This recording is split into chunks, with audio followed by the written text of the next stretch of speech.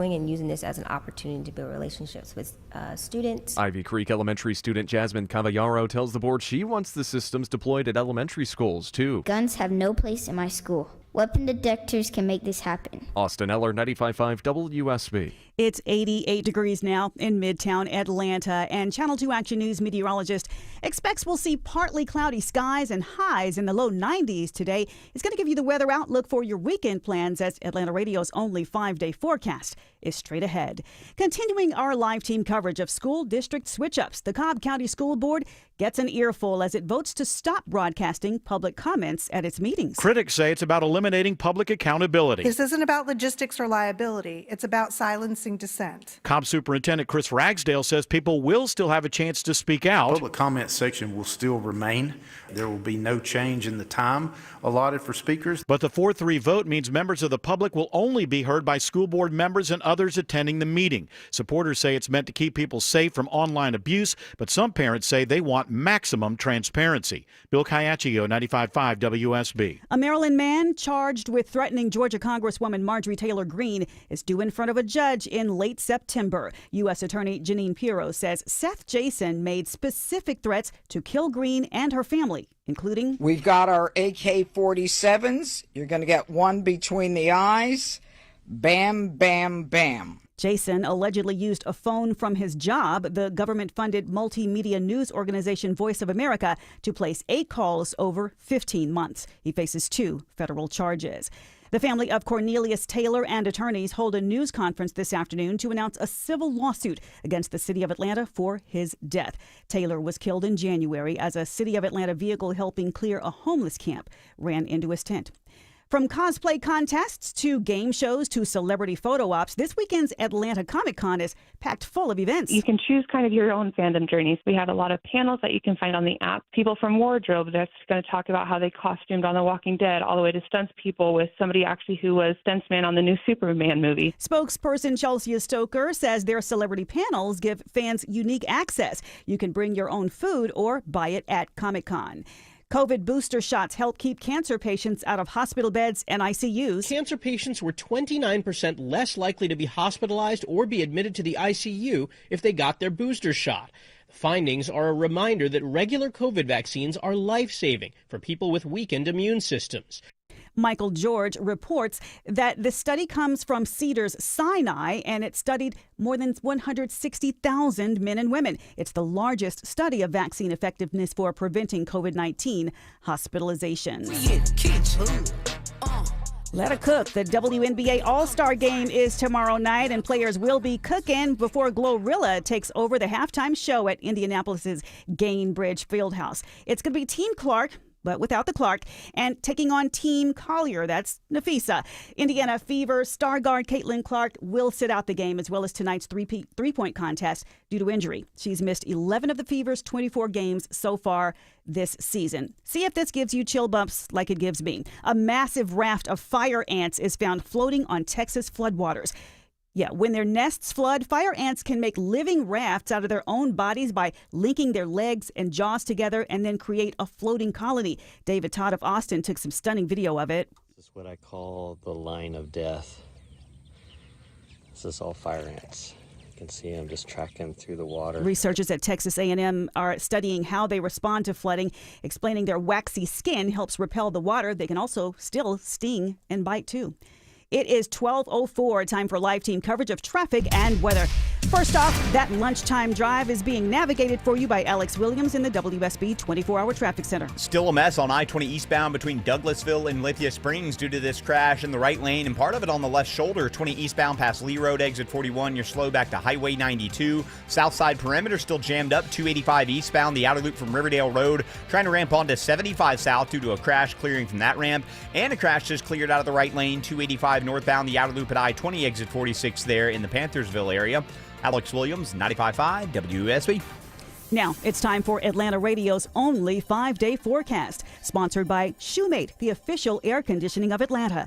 Here's Channel 2 Action News Chief Meteorologist Brad Nitz. Mix of sun and clouds today, just a few isolated storms this afternoon and evening as we heat up. High today 93, rain chance 30%. We'll keep a few isolated storms around for your Friday evening, then dry overnight. Saturday starts dry and 76, 94 with a 30% chance of rain again Saturday in the afternoon.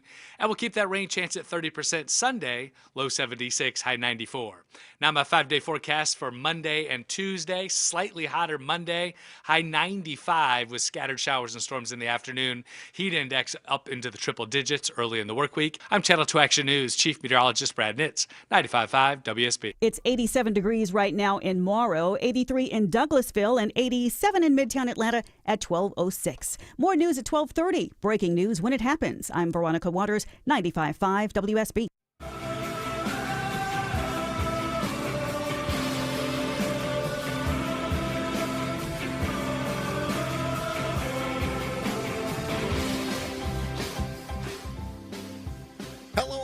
Welcome. It's Eric Erickson here. Open line Friday. The phone number 877-973-7425. If you want to be on the show today, text Eric ERICK to 33777. You should follow me on Instagram. I'll be making ribs this weekend, putting them on Instagram. We got to start with silly season.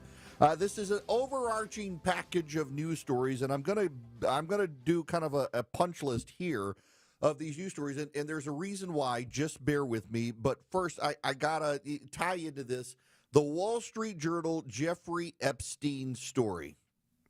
We'll start here. Jeffrey Epstein's friends sent him bawdy letters for a 50th birthday album. One was from Donald Trump. Voiceover. It's not clear how the letter with Trump's signature was prepared. Inside the outline of a naked woman was a typewritten note styled as an imaginary conversation between Trump and Epstein, written in the third person. Voiceover. There must be more to life than having everything, the note began. Donald, yes, there is, but I won't tell you what it is. Jeffrey, nor will I, since I also know what it is. Donald, we have certain things in common, Jeffrey. Jeffrey, yes, we do, come to think of it. Donald, enigmas never age. Have you noticed that? Jeffrey, as a matter of fact, it was clear to me the last time I saw you. Donald, a pal is a wonderful thing. Happy birthday. And may every day be another wonderful secret. Guys, I've gotten notes from Donald Trump before. Ironically, he would have his secretary scan things I had written, and then he, with a Sharpie, would write the note on it. She would turn it into a PDF and email me. I've never gotten a note like that from Donald Trump. I'm not saying it's not from Donald Trump, but I am saying that if the Wall Street Journal, to meet editorial standards, really wanted to convince us it was from Donald Trump, they should at least show it to us.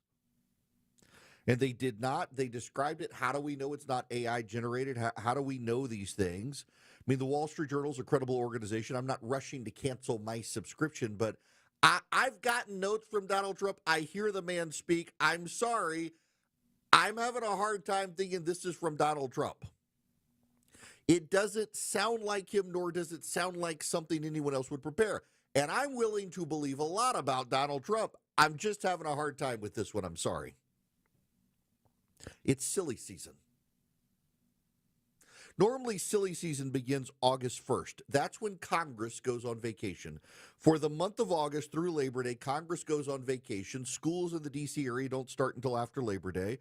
Everybody leaves town in August, and it's the stupid headlines that make story. And this is the danger for Donald Trump on the Epstein stuff. And Philip, if you guys will cut this clip out and get it on social media, I think it's that important. Here is the danger for Donald Trump on the Epstein stuff. He says there will be no special counsel. As the president must surely remember, we're headed to August. And August is the silly season in Washington because Congress is gone, the president is on vacation, and the crazy stories take on a life of their own. Whether it's the Swift Boat Veterans for Truth when John Kerry was running, or Cindy Sheehan during the Iraq War, or Joe Biden, even his foibles at the beach in Delaware, and umbrellas getting away from him in the wind, and him on vacation and his family. Stories about presidents tend to take on a life of their own in August, because in August, when the political cycle is on pause because everyone is gone, the news media kind of runs through just the dumbest stories that they can get clicks on, and Epstein gets a lot of clicks. So if the president of the United States placed the Epstein files in the hands of a special prosecutor, that would actually shut down that news story more effectively than anything else. We are headed into August, where these sorts of news stories are the news stories the media loves to rush and thrive and give life to. So you put it in the hands of a special prosecutor, and suddenly this is a story that can't gain further traction with the media because they got to wait for the special prosecutor. You want to tamp down on stories like this before you get to August. And silly season is starting early, and we're starting to see a rush of Epstein stories. There's an Epstein story at Business Insider today about Steve Bannon, that he filmed Jeffrey Epstein for 15 hours and was supposed to do a documentary, and it turns out they actually were friends, according to Business Insider. Reading from them now, Bannon grew closer to Epstein in the summer of 2018, advising him on how to handle his myriad legal and media investigations. They continued to spend time with each other through the following summer when Epstein was arrested in Manhattan on sex trafficking charges. Bannon's explanation that he was producing a documentary about Epstein was nonsense, according to people who spent time with both men around the time they were in each other's lives. In reality, the two acted like friends around each other. And Bannon, these people said, was trying to help Epstein, a notorious sex offender, with his public relations problems. The drip, drip, drip against Donald Trump is now coming for Donald Trump's friends. Whether the stories are true or not doesn't matter. It's major media outlets are starting to run these sorts of stories. You'll want to hand this off to a special prosecutor to hit pause. It's silly season in Washington, D.C. These are the stories that take on a life of their own. It's something the president's team has to be mindful of. And then there's the Stephen Colbert stuff and the absolute meltdown from the progressive press over Stephen Colbert losing his show on CBS. Stephen Colbert was not funny. It was group therapy for the left. I can only imagine the meltdown that's going to happen from the left. PBS and NPR are now defunded, and now they've canceled the Stephen Colbert show. It's another reason they're going to focus on the Epstein stuff to try to distract themselves from their losses. The PBS NPR meltdown is just super disingenuous. They told us that they hardly got any federal funding, and now that the funding is gone, they want everybody to think people are going to die. I mean, we're really back to hearing people are going to die. You know what's actually happening? We've got the Epstein story. We've got the Colbert story. We've got the PBS story. You know what's actually happening? People are still in Texas looking for the bodies of the children. My buddy Chip Roy, the representative for that area, listen to this conversation he had in Congress.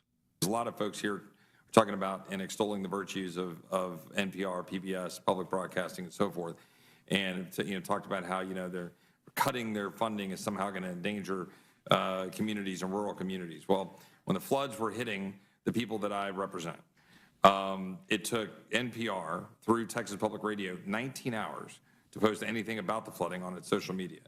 What was NPR and TPR doing in the interim? What were they doing in the morning at 4, 5, 6, 7 in the morning when private radio stations that I listened to and that I talked to were breaking in and presenting the information of the news? They were playing a program, a DC-based program, lobbying Congress for billions of dollars to continue their funding. When the flood hit at 4 in the morning, instead of providing local news, they were airing the morning edition of the Washington, D.C. Well, that's fine. They already had it pre-taped. I get that. But they didn't break in like the local stations did and so forth. The 7 private stations posted over 70 alerts on their social pages throughout the day, starting at 7:24 in the morning. My point being, private stations in the communities in which I live were there for the people of Texas. They were there presenting the information necessary. And the public stations were completely MIA. That's Chip Roy from Texas. The public broadcasting stations were trying to get people to call Congress. They weren't actually covering the news that was needed on the ground in Texas at the time that it was needed. Do not forget, there are still bodies not yet recovered in Texas. There are still damage assessments in Texas. We are increasing our commitments to Ukraine. There are parts of the world at war. And Washington, D.C. is self-absorbed, narcissistic, obsessed with itself. And as it heads into August and Congress is not in town, it always turns inward. You want to shut down those stories. You want to shut down the Epstein story. You want to move on to other things. You do it by passing it off to a special prosecutor. But also, there's so much more out there than Jeffrey Epstein to cover. There's so much more out there than PBS. But the media loves to make everything about themselves. And the media is on a full-on meltdown. Listen to the disingenuousness from Abby Phillips on CNN about the PBS cuts. I agree that defunding public television is a big story, and it's way beyond politics because there are a lot of things on public television that have absolutely nothing to do with politics, and that all gets destroyed and torn down as well. So you're right, but everything being filtered through this sort of righty lefty frame, I think is really actually a sad statement on where we are as a country. Like, kids watching Sesame Street really don't care about your politics, and they're going to get affected by some of this too. Oh, they're going to get affected. Really? 1% of the Corporation for Public Broadcasting money comes from Washington, D.C. They're not going to be affected. Do you know the merchandise deals that PBS gets for Sesame Street? They probably get more money out of the merchandise deals, or could, than they get from the government. They had a deal with HBO for a while. They syndicated around the show. They've got a Palestinian version of Sesame Street that probably is trying to teach kills how to kill Jews. It's the most bizarre thing to think that they need government funding. It's the most bizarre thing to think that we got to trot out the kids. Oh, the children, do it for the children. You know, if you've been around long enough, you know I was on a city council, and any time members of city council where I was on city council wanted to raise taxes or spend big, it was always for the children. Do it for the children. Always for the, and now we got Abby Phillips. Oh, do it for the children. You got to fund PBS for the children. No, the hell you don't. And now you've got these people out there saying, it's only a couple $2 billion. We've got a $39 trillion debt. Have you ever listened to Dave Ramsey? Start with the small stuff. Start with a couple $1 billion. Now you've added $2 billion back to the pot. Okay, now find $100 billion. Okay, now you've got $102 billion. Now you're more than a tenth of the way through $1 trillion. Keep going. Find more stuff to cut. The idea that you shouldn't cut the Corporation for Public Broadcasting because it's chump change, that's exactly where you start. Pull the quarters out of the couch first. But it's silly season in Washington. And now they're having a meltdown over Stephen Colbert. Y'all, I don't care what Stephen Colbert's ratings were. They still weren't great compared to what David Letterman had. Stephen Colbert, you will forget, came in, was not funny. There were rumors of him being canceled until Trump came on the scene, and Donald Trump saved Stephen Colbert. And now the media's like, oh, they're canceling him because of their deal with Donald Trump. Nah, they're canceling him because he was probably making more money than CBS was making off of him. He had on Adam Schiff. His show turned into late-night group therapy. It wasn't funny. It wasn't compelling television. It affirmed the left every which way they could. The only people who are outraged about it are people on the left, and frankly, late-night television is dying. If CBS wanted to save it, they would give it to Shane Gillis. Let Shane Gillis do a late-night show on CBS, and I guarantee you he would get the ratings and the eyeballs. But they don't want to do that because Shane Gillis makes jokes about the left, and you can't have any comedian on TV anymore who's willing to be an equal opportunity offender. It's got to go all in one direction. The left did it to themselves. CBS did it to themselves. They ruined David Letterman's legacy by letting a guy who did a pretty good stunt of pretending to be a right-wing comic on Comedy Central become a left-wing comic on CBS, and he was the male version of Hannah Gadsby. Not very funny, but insisted you laugh. It's silly season. These are the stories to talk about. It's a good segue for an Open Line Friday. 877-973-7425 is the phone number. When we come back, I want to spend a little more time on the Shane Gillis outrage because he made a joke about the WNBA the other night, and now New York Magazine and other media publications are vilifying him for having the audacity to make a joke about their precious WNBA. It was actually a funnier joke that probably got more attention than any WNBA game that doesn't involve Caitlin Clark. Have something to say? Hello. Call the show. 1-877-97-ERIC. That's 1-877-973-7425. 1220 Cool Ray Carrier, WSB 24-hour traffic center. Crash still in the right lane, but should be clearing soon. 920 eastbound past Lee Road, exit 41. That's why you're seeing those delays from Highway 92 heading toward Lithia Springs. 285 eastbound, the outer loop on the south side, still watching the brake lights. Leaving I-85 through the airport tunnels, trying to ramp onto 75 southbound in Clayton County where trouble is cleared. Traffic brought to you by Active Pest Control. Enjoy a pest-free home with Active Pest Control's Pest-Free 365 service. To save $50 off your initial pest service, visit ActivePestControl.com today. Alex Williams, 95.5 WSB. Monday on Atlanta's Morning News, we'll get you ready for the week ahead with our exclusive 5-day forecast. Triple Team Traffic reports 2, plus Clark Howard's advice for workers in their 20s. We start at 5 a.m. on 95.5 WSB. This is Scott Slade, updating my health story. I get a checkup every year, and last September, my primary care physician was troubled by a suspicious number on my lab work. Well, that led to a diagnosis early enough to give me options, and I'm more optimistic than ever about a good outcome. Now, when we're talking about our health, level with your providers if you think you have a problem. We all need expert eyes looking us over every so often. That's where virtual imaging can be invaluable. Virtual Imaging's LDCT body scan can give you time and options for early treatment, especially for cancer. They can detect tumors as early as precancerous virtually anywhere in your body, and aneurysms you may not even know are there. For a limited time, Virtual Imaging is extending their core body scan offer for only $995 per scan. That's a $2,495 value. Early detection saves lives, and now it's more affordable than ever. Virtual Imaging has gotten such great response, they've opened up more times in both offices. But appointments will fill up fast for this offer, so don't wait. Some minimum requirements may apply.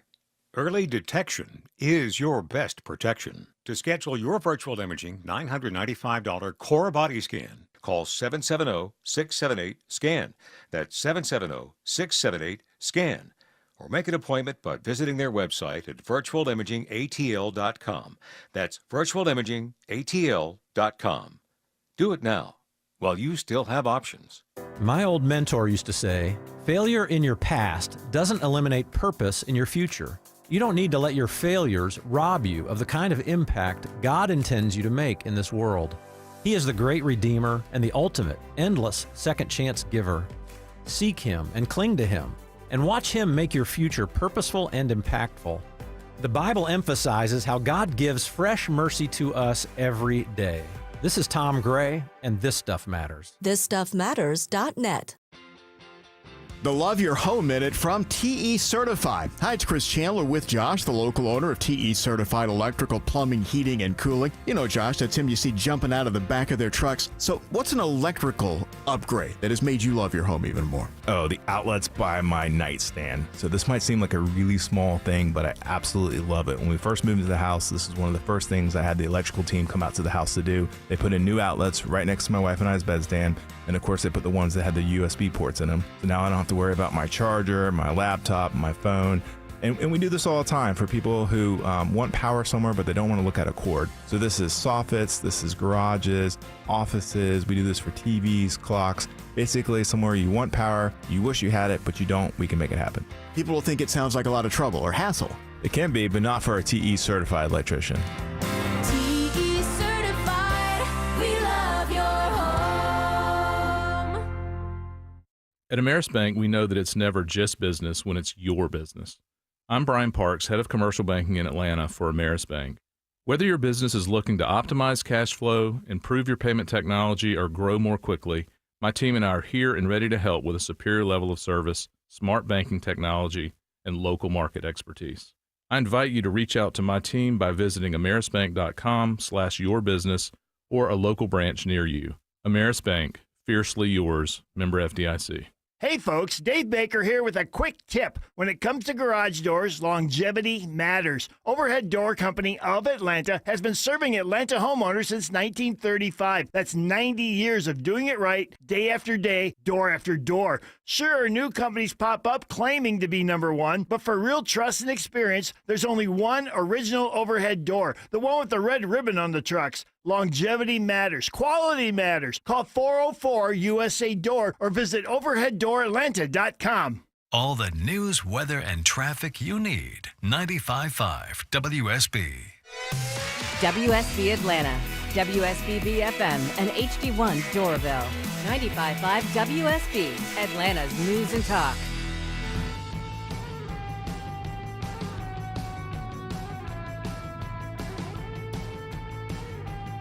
He may not tell you what you want to hear, but he tells you what you need to hear. It's the Erick Erickson Show. Greetings, conversationalists. Welcome. It is Erick Erickson here. The phone number 877-973-7425. Get your phone calls here in just a bit this Open Line Friday. Shane Gillis, he's upset the progressives. He dared to crack a joke about the WNBA and expose how little people care about the WNBA. So, you know, he had the joke about Caitlin Clark that when she retires, she's going to go work at a Waffle House to keep doing what she loves, getting in fights with black women. Everybody laughed at that one. They made it a little awkward. The one that has drawn the outrage, though, is this from Shane Gillis. Four-time WNBA All-Star Brittany Hicks is here. Give it up for Brittany, everybody. I'm joking around. That's my friend's wife. I knew none of you knew WNBA players.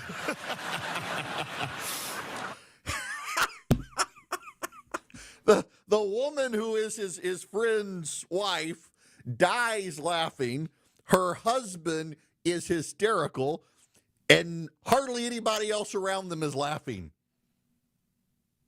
She's not a WNBA star. That was the joke. He made jokes of all the virtue signalers in the room who claimed to love the WNBA and had no idea that the name that he mentioned was not a WNBA star. That's the problem with the WNBA. It is the butt of jokes.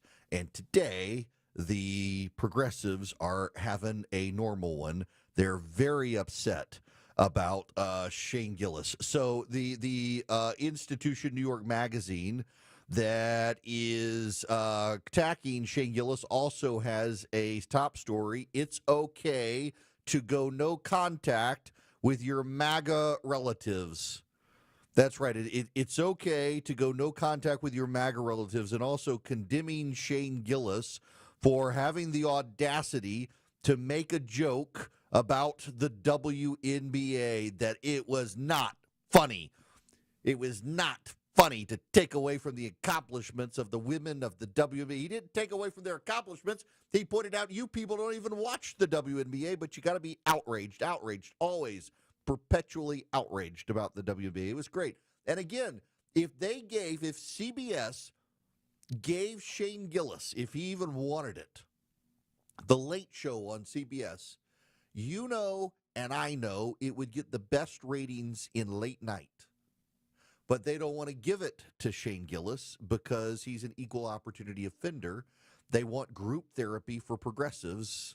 And now, well, that's what the left wants, and CBS is not going to give it to them anymore, so they're melting down further.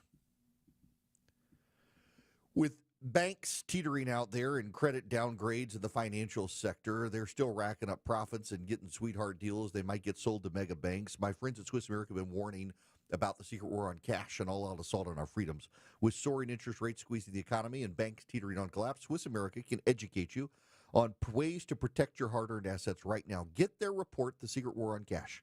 Your copy's free by calling or texting 800-289-2646.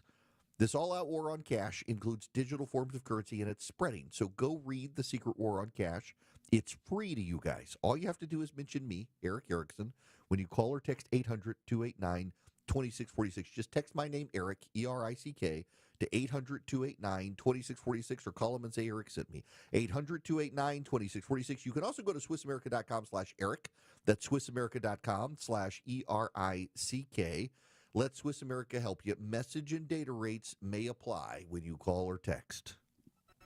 The 25th annual WSB Carathon is right around the corner, and we want to thank our friends over at Findlay Roofing, the Roof guys. Thank you very much. Thank you.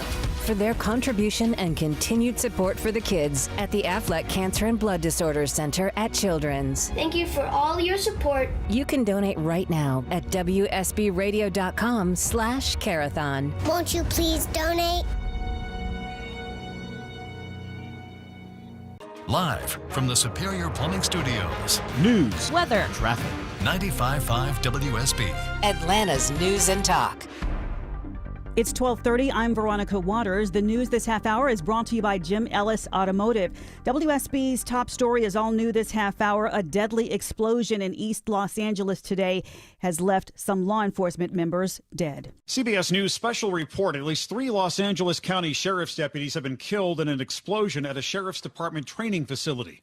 More from Mugo Odigwe with CBS Los Angeles. A deadly explosion at an LA County Sheriff's Department training facility. We've learned 3 deputies were killed, and that is coming from Attorney General Pam Bondi as she expressed condolences for those deaths. In a statement, Attorney General Bondi says federal agents are at the scene working to learn more. She calls it a horrific incident. The blast apparently happened around 7:30 a.m. Pacific time, according to the Los Angeles County Fire Department. Governor Gavin Newsom's office says the governor has been briefed on the explosion. Aerial footage shows the facility's parking lot filled with sheriff's cruisers and box trucks. Again, late word of 3 LA County sheriff's deputies killed in an explosion at a sheriff's department training facility this morning. Attorney General Pam Bondi says federal agents are at the scene. CBS News special report. I'm Michael Wallace. And other top stories we're following for you. We're getting ready this afternoon for a press conference from the family of Cornelius Taylor. He is the homeless man who was killed in an old Wheat Street encampment in downtown Atlanta when the city was moving to clear that encampment out. He was killed when a public works truck struck him. The family and their attorneys are announcing a lawsuit against the city today. And an arrest after a man is found to be accused of threatening Georgia Congresswoman Marjorie Taylor Greene. 64-year-old Seth Jason has a court date in late September. He's accused of making some 8 calls over 15 months, threatening to kill Greene and her loved ones. It's 12:32. Live team coverage of traffic and weather next. Oh, popsicle drips, muddy shoes, and summertime messes. Don't let them take over your home. Call Zerorez Carpet and Air Duct Cleaning. Zerorez uses their ZR water technology, no dirt-attracting soaps, no harsh chemicals, just a truly clean, healthy home. Right now, take advantage of their summer sale. Get 15% off all services, that is carpets, air ducts, rugs, tile, and more, all 15% off. Just mention Chris Chandler or book now at ZerorezAtlanta.com, and yeah, they do commercial cleaning too.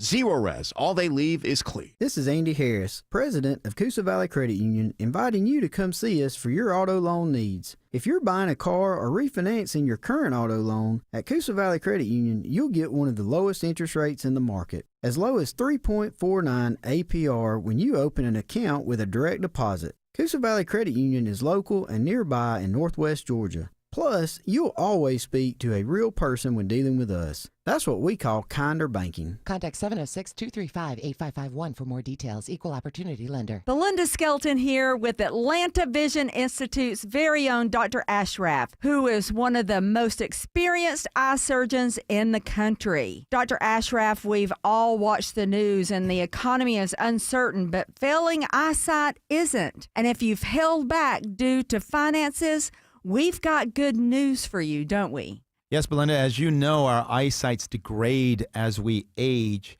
And with the laser optics procedure, that resets all of that. And most of my patients go most of the day without glasses. They can even read their phone without glasses. And in terms of the economy, most of these patients, their medical insurance can cover most of the costs. And if it doesn't, we have a lot of good financing options for this procedure.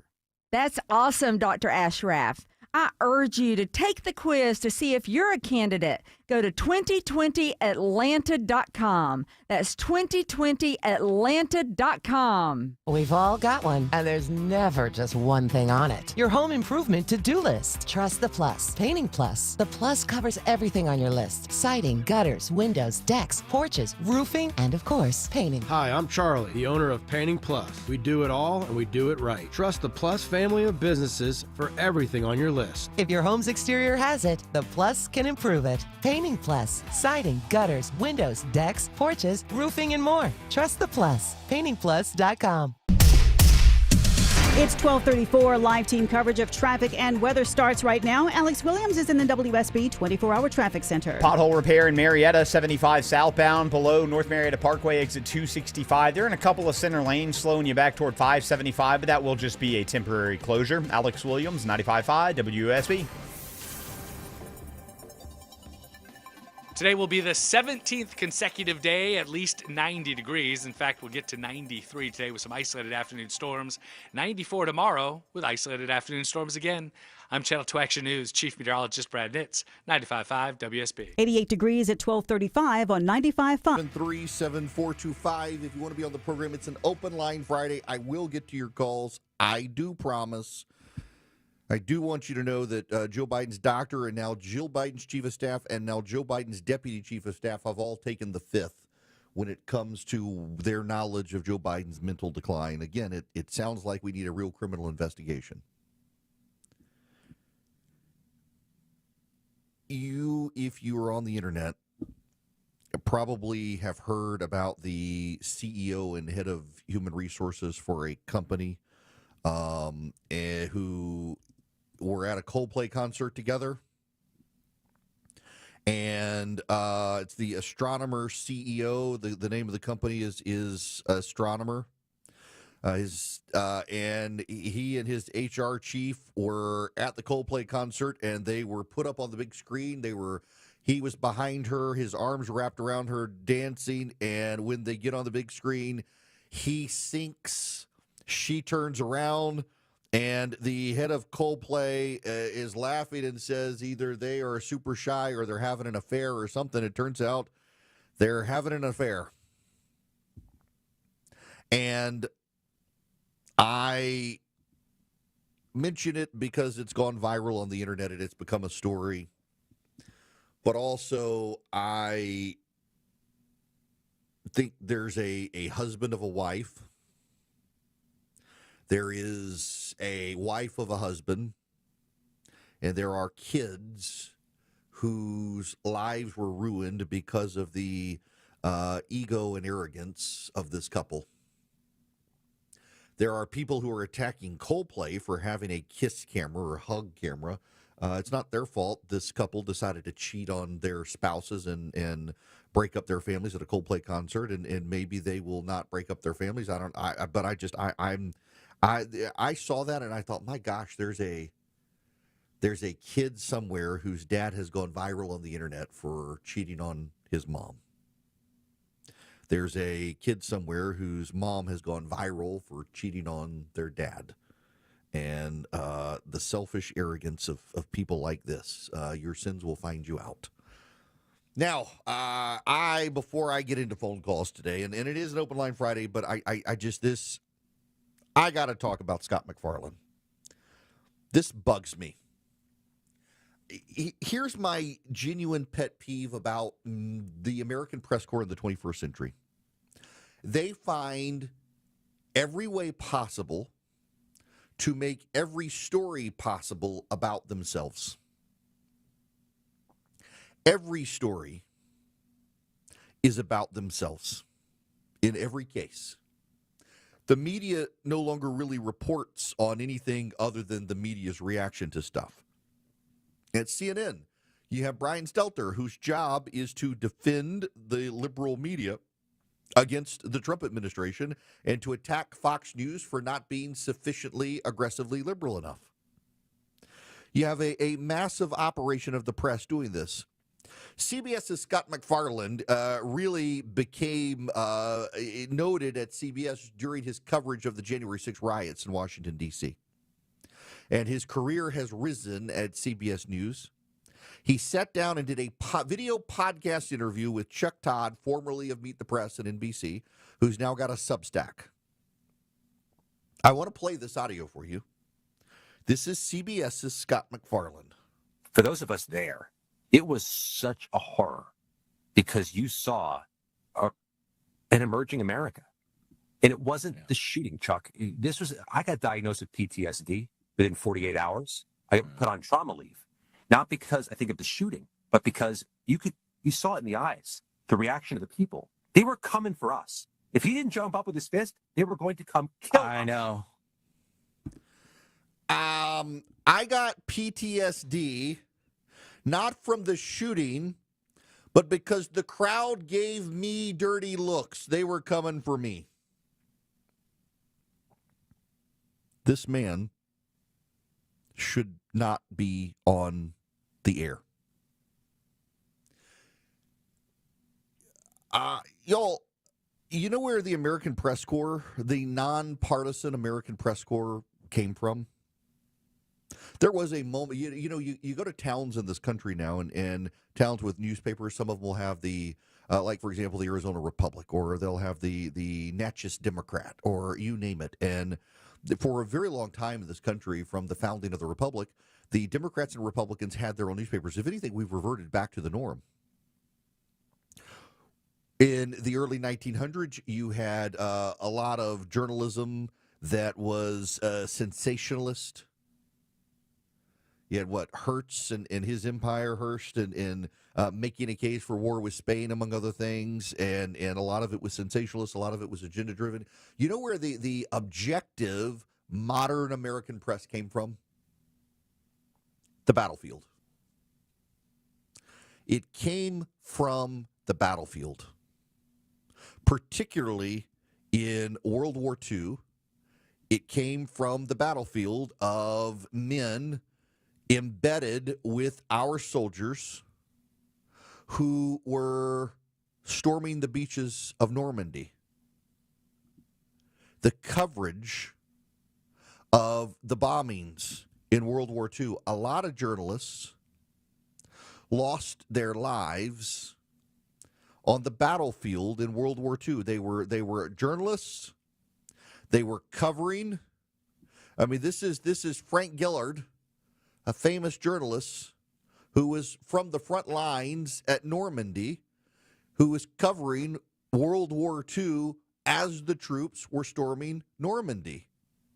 It's a remarkable piece of audio from the guy who, well, that's, so I'm trying to pull this up on my laptop and having all sorts of trouble getting the audio from these people. Oh, I see what the problem is there. iTunes is giving me a fit. Listen, you hear that? That's gunfire. I'm lying down at full length here in the cornfield. Just in the hedges around me, I can see many men taking shelter behind the banks wearing their steel helmets, while the terrific barrage goes on around us.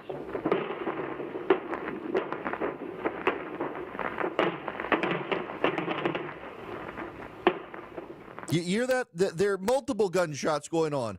This is from Tom Trainer, another famous journalist from World War II. To reach the palisade, I joined a column who were wading across a slough.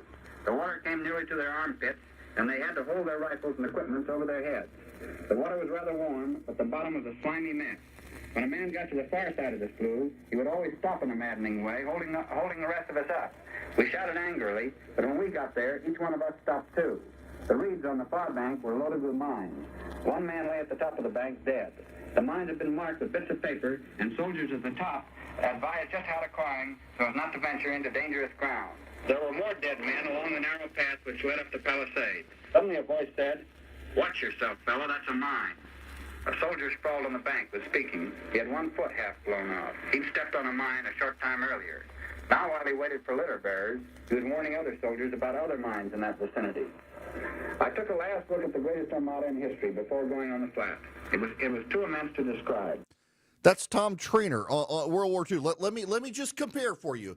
Let me compare this. Here is noted British war correspondent literally on the beach at Normandy reporting.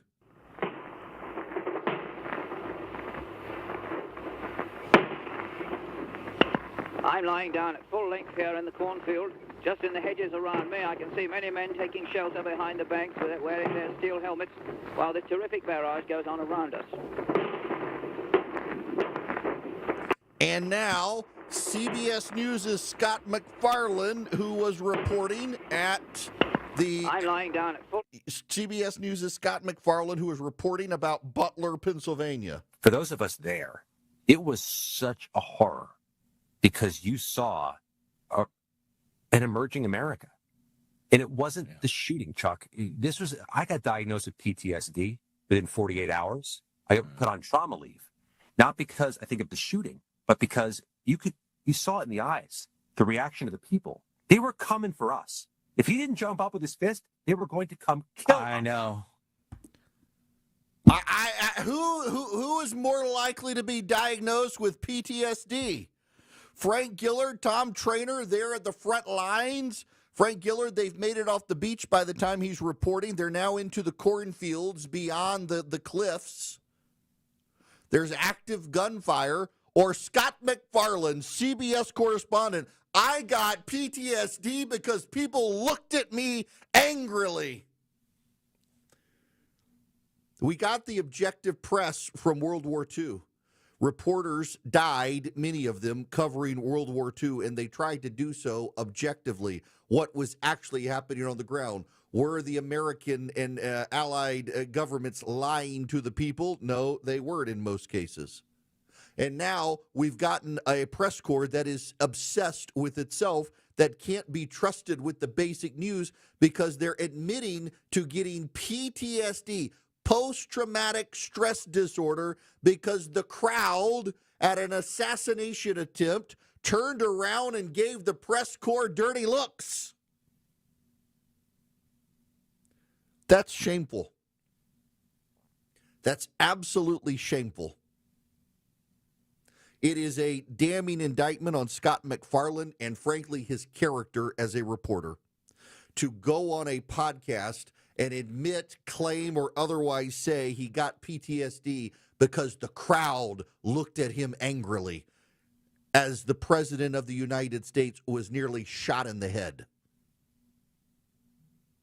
It is a remarkable, damning indictment on the modern American press corps that a reporter can go storm the beaches of Normandy, live to tell the tale, and another reporter can get an angry look and be diagnosed with PTSD. How far the American press corps has fallen. That's not Walter Cronkite's CBS News anymore, is it? It's just embarrassing. He should be embarrassed, by the way. He should be embarrassed. He should go to therapy to find out why he got PTSD from angry looks from a crowd, while behind them, the President of the United States had his ear shot by a would-be assassin who was trying to put a bullet in his head. They always got to make it about themselves. It's always about them. The level of narcissism of the American press corps is amazing to behold. The level of narcissism that every story's got to be about them. I mean, look at the coverage of PBS and NPR.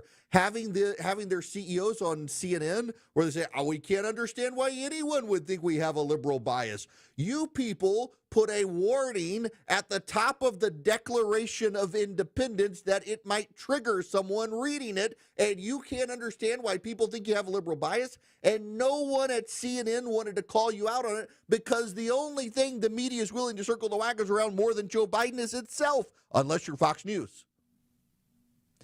This is why we can't have nice things in this country. We need a free press, and we don't have a free press. We have a press captured by its hatred of the right and its personal and petty vanities.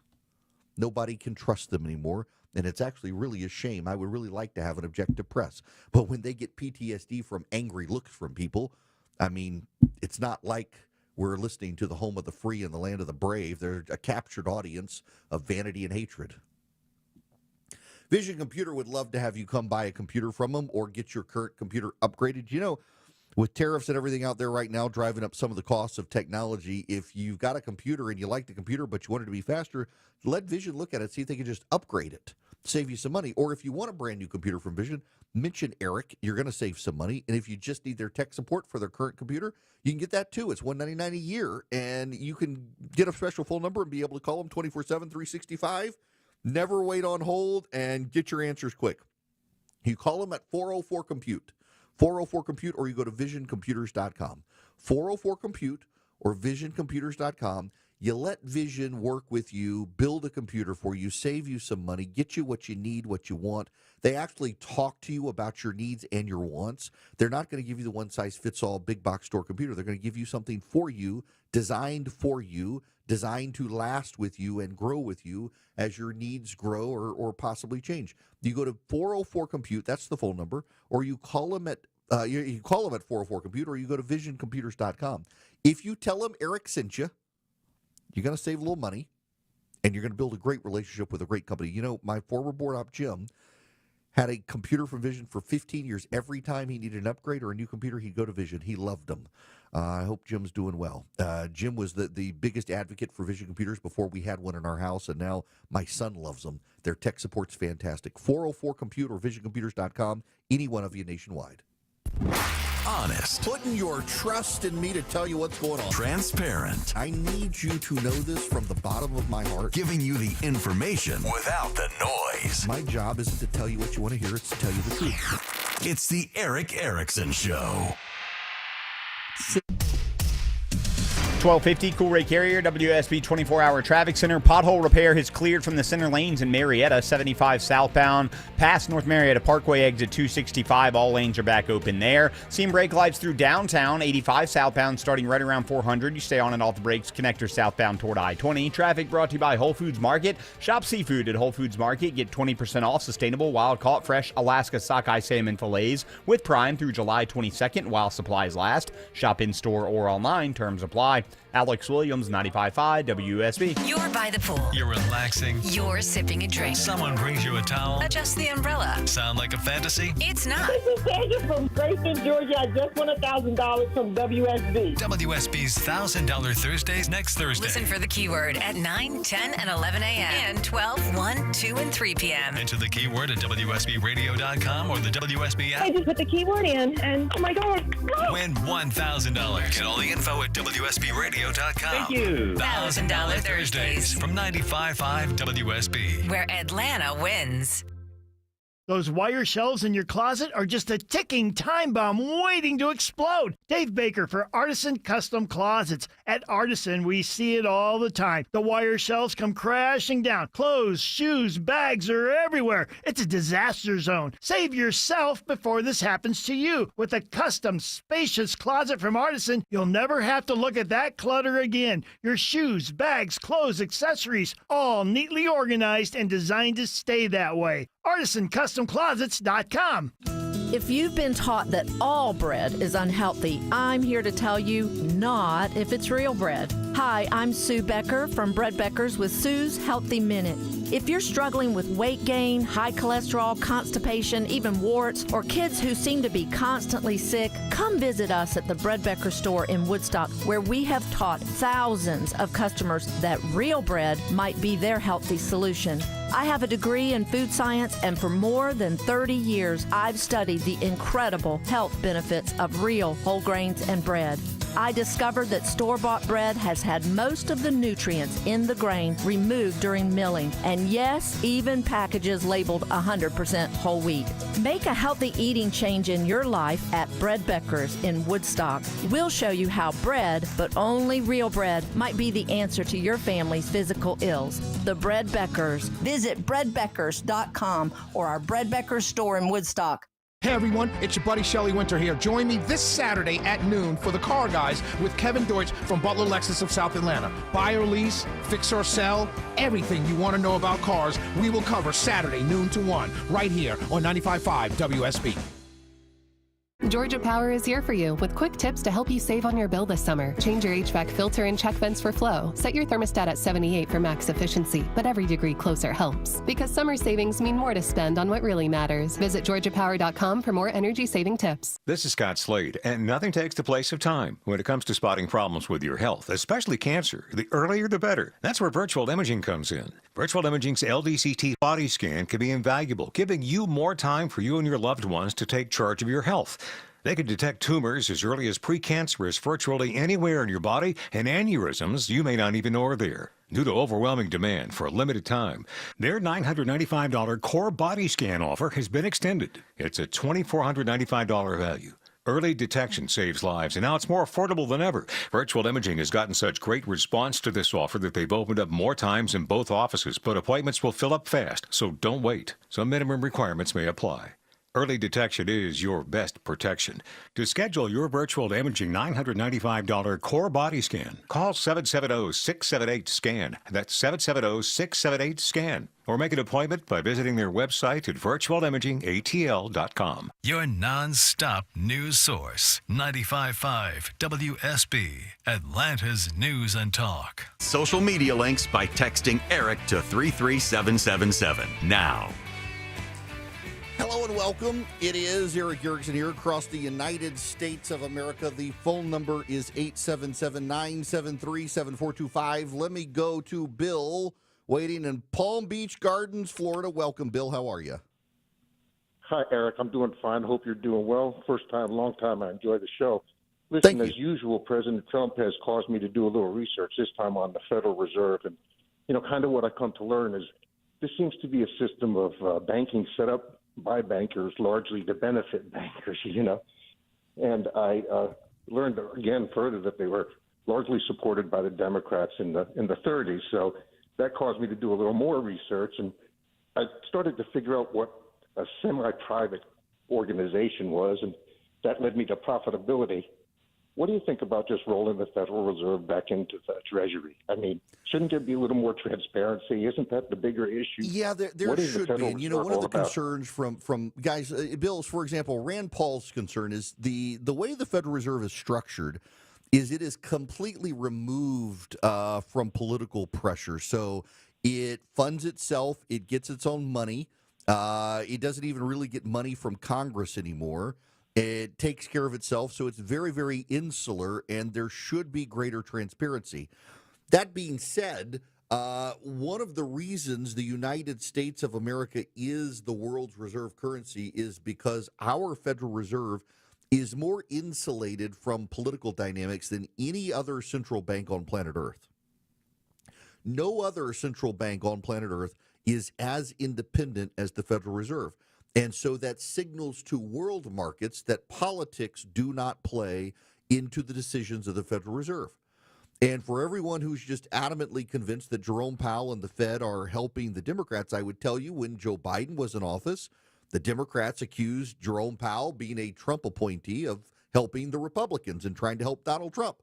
There's no win for these independent agencies, particularly at times where the political branches of government want them to do something about interest rates, and the Fed refuses to do something. They get lit on fire. When Democrats are in charge, they say the Fed's helping the Republicans. When Republicans are in charge, they say the Fed is helping the Democrats. But it allows both sides to heap blame on the Federal Reserve while also allowing the Federal Reserve to march to the beat of its own drummer. I think there should be greater transparency from the Federal Reserve. I definitely think there is room for improvement and reform at the Federal Reserve, but I actually abhor the idea of moving the Federal Reserve back into the political branches of government and into the Treasury Department, because that would allow the presidents of either party to directly shape our fiscal policies to win elections in the short term, while at the long term destroying our economy, because politicians in this country always take short-term views, and the Federal Reserve is about the only institution other than the Supreme Court that takes a long-term view, which gives us a more stable economy, thankfully. More when we come back. WSB is looking for a home for Tammy. Chris Chandler here from Atlanta's Morning News. She is our dog of the month. With Paws Atlanta, we're looking for Tammy's new family. Definitely cuddly. I've seen her great with kids. German Shepherd mix about 3. Meet her at WSBradio.com/dog. Our sponsor, Finley Roofing, will pay the adoption fees too. WSBradio.com/dog. I'm Ed Evans, CEO of Consumer Cellular. If you're over 50 and tired of your wireless bill getting higher and higher, there are 4 things to consider. 1, how much data are you really using? As we get older, we use less data on our wireless phone, but you're probably still paying for an unlimited plan that was designed for 20-somethings. 2, if you see Get a Phone on Us, get your sneakers out and run the other way. No one is giving you a free phone. You are paying for that phone over time with an overpriced rate plan and a long-term commitment. 3, check the fine print on that $15 a month plan. It's probably an intro price that'll double or triple later. You might even have to pay for several months of service up front. Number 4, be aware of cable company wireless plans. Most of your usage will be on Wi-Fi instead of 5G, and your calls and battery life could suffer. Switch to Consumer Cellular and get the same fast, reliable nationwide service without the big wireless bill. Our plans start at just $20 a month. Call 1-888-FREEDOM or visit consumercellular.com/facts. Plans include $5 credit for auto pay and e-billing. See site for additional facts. News, weather, traffic. 95.5 WSB, Atlanta's News and Talk. At 1 o'clock, I'm Veronica Waters. News is brought to you by Dr. Roof. WSB's top local story, Georgia is known for being a good place to do business, yet as data centers pop up all over, a special panel of state lawmakers is looking at ways to ensure our water supply is protected. Here's a story all new at 1 o'clock. According to the Atlanta Regional Commission's Danny Johnson, 50 data centers are up and running around Metro Atlanta, with 40 under consideration. This trend brings both opportunity and risk. Risk that it is our responsibility to manage. He says the area has worked hard on water conservation efforts in recent years because of our low surface water supply. Some advocates say lawmakers should pause tax incentives that draw the resource-hungry centers to the state and require more reporting on resource usage from the tech companies operating them. Jonathan O'Brien, 95.5 WSB. It is 88 degrees now in Midtown Atlanta as the time approaches 1:01. Channel 2 Action News meteorologist Brad Nitz says to expect a 3 in 10 chance of afternoon showers today.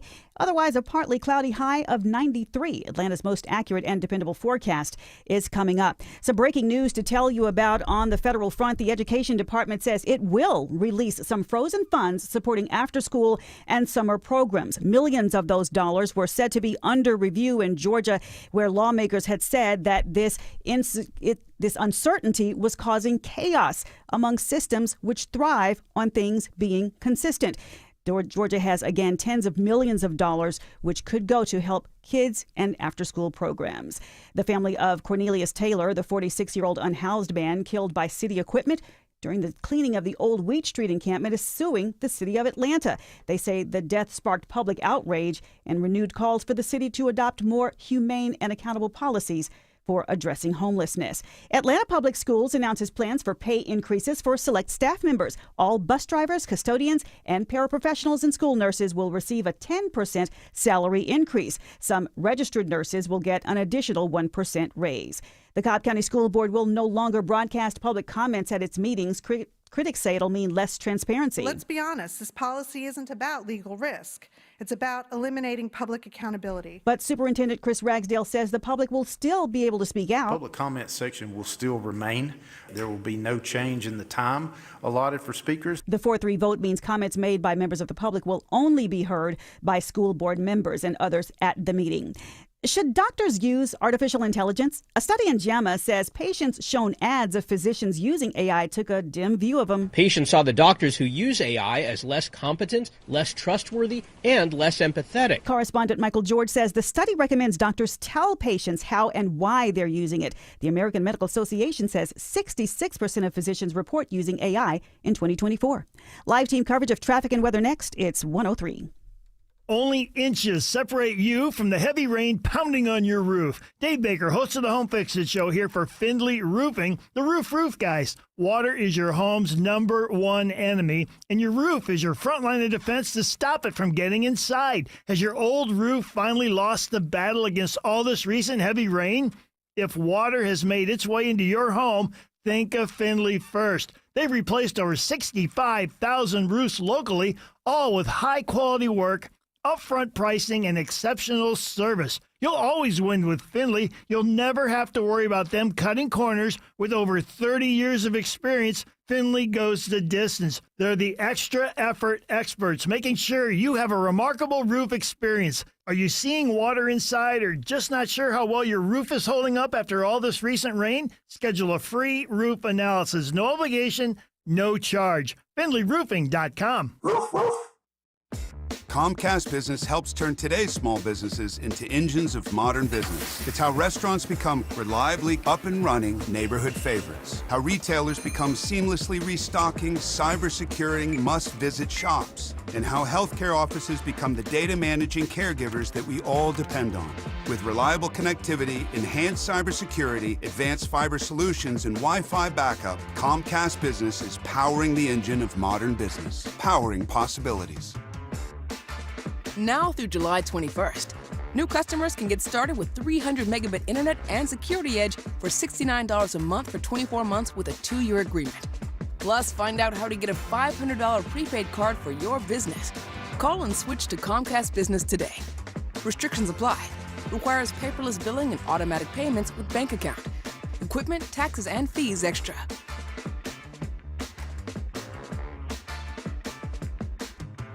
I'm Ultima Morgan. Every year, almost 30,000 babies in America are born with birth injuries. It's every parent's worst nightmare. If your child suffered a birth injury, please call our firm to find out if we can help. Visit forthepeople.com for an office near you. It's officially time for Zero Res's annual summer sale. Take advantage and get 15% off all cleaning services. Mention Chris Chandler to secure this deal today or book online at ZeroResAtlanta.com. Zero Res. All they leave is clean.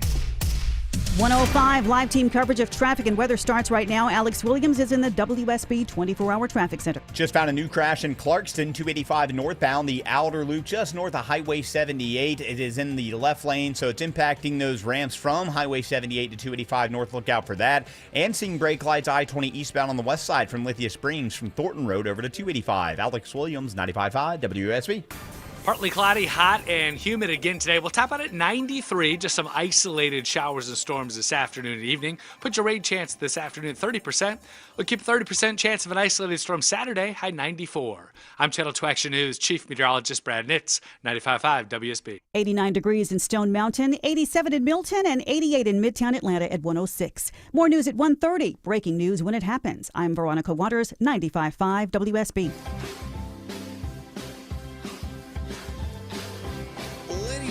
Boys and girls, welcome. It is Eric Erickson. This fine open line Friday, 877-973-7425. I'll get to your phone calls here in a bit. In fact, I want you to know as a housekeeping note, this is going to be our last open line Friday for a couple of weeks because next Friday I'm going to be in two places at once doing a fundraiser for Children's Hospital in Atlanta and also doing the show. And then I'm going to take, at the last week of July, we decided we would take family vacation. So I'll be at the beach for a week. So this is it. This is your open line Friday for July, 877-973-7425. And because I love you, I had to do something. I thought I could do better than what I did.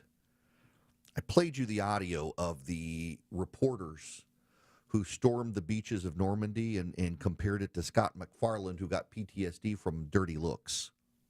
And I thought, Erickson, you can do better than that. Give up going to the bathroom during your commercial break and put some effort into this. And so I did. You know who else was on the beaches of Normandy during World War II? A CBS News reporter. His name is Andy Rooney. You may recall Andy Rooney. He was the closeout on CBS's 60 Minutes for years. He was famous for his massive eyebrows. And so here is Andy Rooney recounting his time on the beaches of Normandy, and then Scott McFarland of CBS News and his time at the would-be assassination of Donald Trump in Butler, Pennsylvania. For those of us there, it was such a horror. No, wrong clip. Because you... Stop it. Stop it. That's disappointing. Erickson, you just ruined it for everybody. What a setup.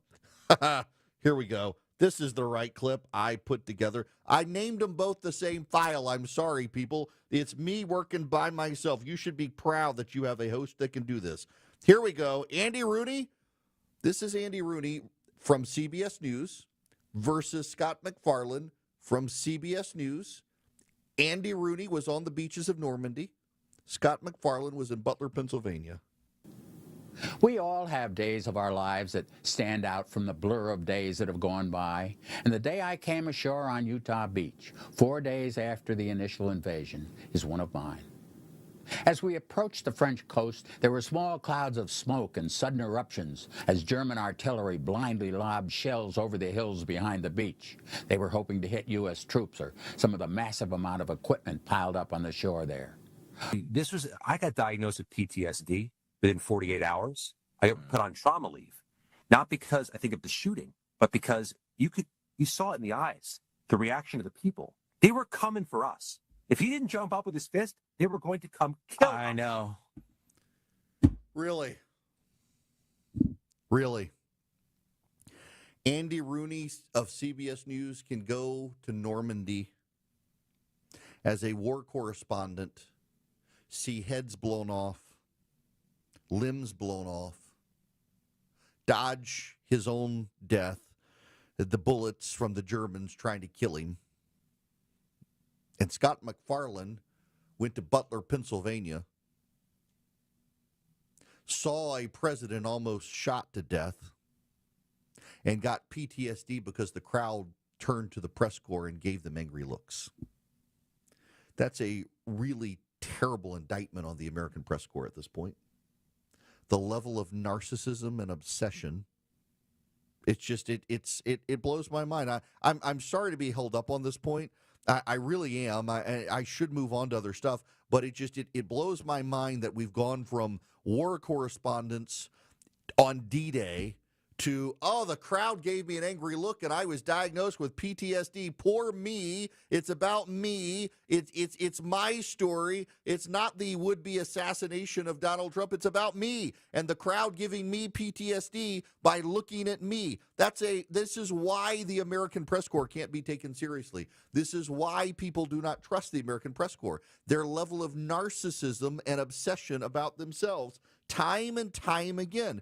Look at the meltdown of the press corps about defunding NPR and PBS. There's a Fox reporter from a Fox affiliate in California who has lost her mind that Bill Melugin of Fox News would ride along with ICE agents. She works for a Fox affiliate and is blasting the U.S. government for allowing a Fox reporter to go on an ICE raid. The level of narcissism from these petulant progressives in the press. They have destroyed themselves and their business. They're looking at being divested from a massive number. I mean, you've got Zaslav wants to get rid of CNN. Comcast wants to get rid of MSNBC. You know, the only one who's not up for sale is Fox News. Also has the best ratings. And the rest of the media vilifies it regularly, and it's actually got good ratings, and people actually watch it. It's actually something people want to see, as opposed to these other networks that are now up for sale. Why? Because these other networks are a bunch of whiners, and they make every story about themselves. Good Lord. Now let's make a story about the Democrats who promised to fight, and they wound up not fighting on the rescission clawback, which is kind of funny when you think about it. You know how the Democratic base has been saying, we need the Democrats to fight. We want the Democrats to fight. We want the Democrats to fight on everything. Well, the Democrats said they were going to fight on the rescission cuts, and they were going to do a big fight in Washington, D.C. to try to stand up to the Republicans. They were going to do everything they possibly could. They were going to slow things down. They were going to grind everything to a halt. They were not going to allow the Republicans an easy path forward. They simply refused to allow the Republicans to do anything that would amount to pushing their agenda easily. Except they rolled over. House Democrats, according to Axios, passed up what appeared to be a golden opportunity to block a bill codifying $9 billion in DOGE cuts to public broadcasting and foreign aid. In leadership's telling, victory was never a real possibility. That analysis may not be enough to ward off fierce backlash from the Democrats' grassroots base, which has been demanding lawmakers use every tool at their disposal to fight the Trump administration. While $9 billion is a comparatively paltry sum in a federal budget measuring trillions, targets like NPR and PBS hold great symbolic value for Democrats' core voters. Even among House Democrats, there wasn't total unanimity about either the legal or political reasoning leadership gave for not doing more to fight the bill. There was considerable speculation that Democrats would employ a raft of delay tactics to force Republicans to vote for the rescissions package after a Friday deadline set by the Impoundment Control Act. House Minority Leader Hakeem Jeffries spoke for just 15 minutes ahead of the vote on the rescissions bill, nowhere near his nearly 9-hour speech he gave to delay the One Big Beautiful Bill Act earlier this month. Democrats also opted not to bog down the House Rules Committee with amendments, instead introducing a handful of measures aimed at forcing the release of the Justice Department's files on Jeffrey Epstein. The Republicans passed the bill just after midnight on Friday, nearly 24 hours before the deadline. Democrats unanimously opposed it, as did Mike Turner of Ohio and Brian Fitzpatrick, Republicans, Fitzpatrick from Pennsylvania, but it wasn't enough to stop it. So you got that? The House needed to pass the legislation before a legal deadline. And the Democrats chose not to fight the rescission package, dragging out the passage until after the deadline, which would have opened a legal fight on whether or not the rescission package was good. For those of you who are progressives, I want you to understand this. Progressives, pay attention to this, please. The legal deadline to pass the rescission package was late Friday night. It's based on when it was transmitted by the president to Congress. The deadline is this evening. Had the Democrats pulled out all the stops, dragged out the debate, and forced the Republicans past the 5 or 6 p.m. deadline tonight, they would then be able to pause the rescission package through a legal fight with a judge in the D.C. Circuit because the Republicans didn't vote to approve the measure before the deadline for rescissions under the law. The odds are that the rescission package would be approved since Congress passed it, but they could drag it out and make it painful in a judicial fight for the Republicans because it wouldn't have passed before the deadline for the Rescissions Act. And instead, the Democratic leadership rolled over and allowed the rescissions package to pass before the legally imposed deadline.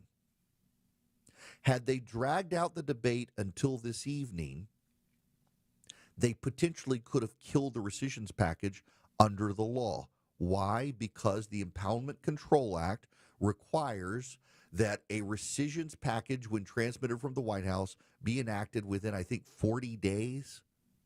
Tonight at 5 or 6 p.m., they cross over into the 41st day. No, it's 30 days. 30 days. And they cross over into the 31st day this evening after 6 p.m. because of when the president transmitted it to Congress. And then the question is it legally allowed to go into effect? The Democrats could have fought it in court and dragged it out further, but the Democratic leadership caved to the Republicans. They caved to the Republicans, which, you know what? Given the polling data on the Democrats these days, I'm not surprised that the Democratic base is angry. This from CNN. So, Chuck, on the subject of Democrats, a brand new CNN poll out today shows that Democrats' favorability among Americans is at its lowest point in the history of CNN's polling back to 1992. Only 28% of Americans view the Democratic Party favorably. Only 28%. And a lot of those are Democrats who are mad at the Democratic Party, who could have dragged out the rescissions fight past the deadline to pass it, and they caved after promising fight after fight after fight. So what have the fights been so far? We got a senator from California who decided to set himself up to get tackled at an event in California that then got overshadowed by the Iran bombing news. We then had Cory Booker cry, and we had Hakeem Jeffries do a 9-hour speech. We had Booker try to do a Spartacus moment again. We had a lot of performance by the Democrats. They hadn't put any points on the board. They would have been able to put points on the board by dragging out the rescissions package past the deadline for approval and then started a court fight over whether or not it was legal to cut NPR because they passed it after the deadline. That actually would have been a legitimate legal fight they could have had, but they chose not to fight. The Democrats are raking in big bucks from their base. They're profiting off their base, but they're not actually doing anything other than performance art. They're like mimes in France, where they're motioning that they're doing something, and they're really not. They're just performing for the base without actually saving the base, without saving PBS, without saving NPR. Now you got Elizabeth Warren out there in an absolute meltdown over defunding Stephen Colbert, over canceling Stephen Colbert on CBS News. They're cutting him because he blasted the network over steadily with Donald Trump. Maybe so, but there's nothing you can do, Elizabeth Warren, nothing. They cut PBS. They cut NPR. They've canceled Stephen Colbert. Your leadership in the Democratic Party sucks. It's absolutely wild to me that we're at a point.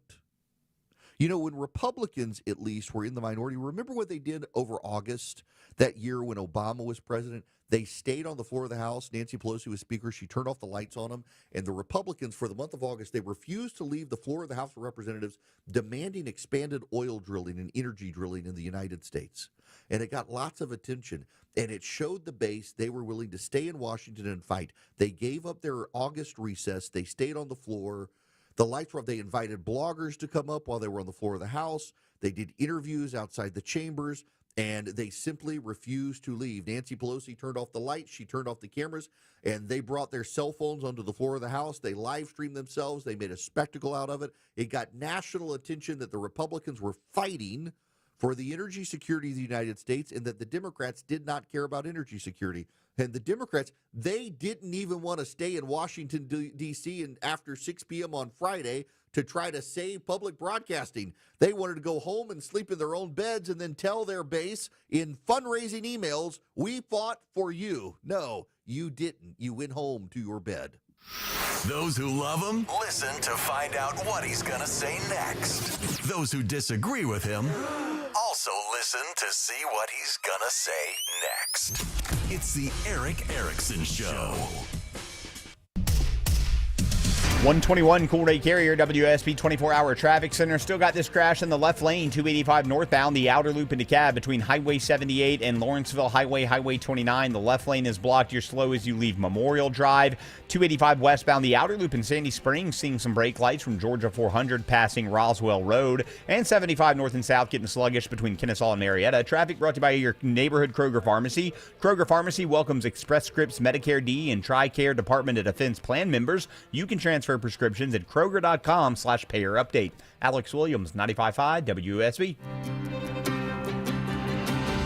For 25 years now, WSB has teamed up with Children's Healthcare of Atlanta to find cures for childhood cancers and blood disorders. All of us at WSB team up to benefit the kids. Join us again for 2 days of magic. Thursday and Friday, July 24th and 25th. You can make miracles happen. Won't you please help?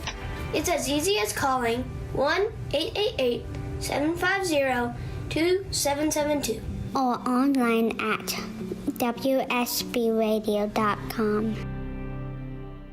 This is Scott Slade, and nothing takes the place of time when it comes to spotting problems with your health, especially cancer. The earlier, the better. That's where virtual imaging comes in. Virtual imaging's LDCT body scan can be invaluable, giving you more time for you and your loved ones to take charge of your health.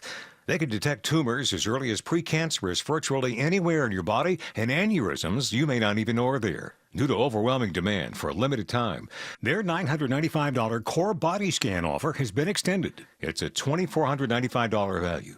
Early detection saves lives, and now it's more affordable than ever. Virtual imaging has gotten such great response to this offer that they've opened up more times in both offices, but appointments will fill up fast, so don't wait. Some minimum requirements may apply. Early detection is your best protection. To schedule your virtual imaging $995 core body scan, call 770-678-SCAN. That's 770-678-SCAN. Or make an appointment by visiting their website at virtualimagingatl.com. At Kroger, you never compromise. You get high quality and low prices. Like you never compromise your meal with our spring salad mix that's guaranteed fresh. And you never compromise your budget with lower prices on over 1,000 items. Hand it to Kroger shoppers. You never compromise. Kroger. Fresh for everyone. Now's a great time to save on cherries. Washington red cherries are on sale for $2.99 a pound with your digital coupon. Kroger, fresh for everyone. The foods we eat can be downright bad for our health. This is Sue from Bread Beckers with Sue's Healthy Minute. I have a degree in food science, and for more than 30 years, I've been teaching the truth about real bread. Not the stuff you buy at the store. I'm talking real bread made with freshly milled flour. When you buy bread from the store, take a look at the ingredients. Enriched flour means that the nutritious bran and germ has been removed to improve the shelf life. Then a few B vitamins and iron are added back to replace the multitude of nutrients lost. That's not enrichment in my book. And today, that label may even read contains bioengineered food ingredients. Food should never be bioengineered. At Bread Beckers in Woodstock, we can teach you how to make real bread loaded with fiber and nutrients. A delicious, healthy, affordable solution that can improve your health and change your life. Visit breadbeckers.com or our Bread Beckers store in Woodstock. It's July, and that means pool days, summer celebrations, and of course, heat. Georgia heat is brutal. Don't let your home be a sauna. Coolray has the perfect solution to keep you cool this summer. Coolray is offering you $2,250 in rebates and free attic insulation when you purchase your new complete carrier system. You know, proper insulation is like a sidekick for your HVAC, keeping cool air in and hot air out. Call or go online to Coolray.com to book your appointment today. Coolray and Carrier. Turn to the experts. I'm Ed Evans, CEO of Consumer Cellular. If you're over 50 and tired of your wireless bill getting higher and higher, there are 4 things to consider. 1, how much data are you really using? As we get older, we use less data on our wireless phone, but you're probably still paying for an unlimited plan that was designed for 20-somethings. 2, if you see "Get a phone on us," get your sneakers out and run the other way. No one is giving you a free phone. You are paying for that phone over time with an overpriced rate plan and a long-term commitment. 3, check the fine print on that $15 a month plan. It's probably an intro price that'll double or triple later. You might even have to pay for several months of service up front. Number 4, be aware of cable company wireless plans. Most of your usage will be on Wi-Fi instead of 5G, and your calls and battery life could suffer. Switch to Consumer Cellular and get the same fast, reliable nationwide service without the big wireless bill. Our plans start at just $20 a month. Call 1-888-FREEDOM or visit consumercellular.com/facts. Plans include $5 credit for auto pay and e-billing. See site for additional facts. 95.5 WSB, Atlanta's News and Talk. I agree with him, but he tells you the truth. It's the Eric Erickson Show.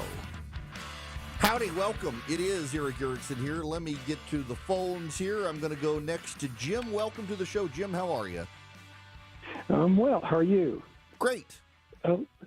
Listen, I think this whole thing of NPR losing their money really becomes more of an existential embarrassment to them, because all these years, liberals and Democrats have all said, if the government doesn't support us, how will we ever survive?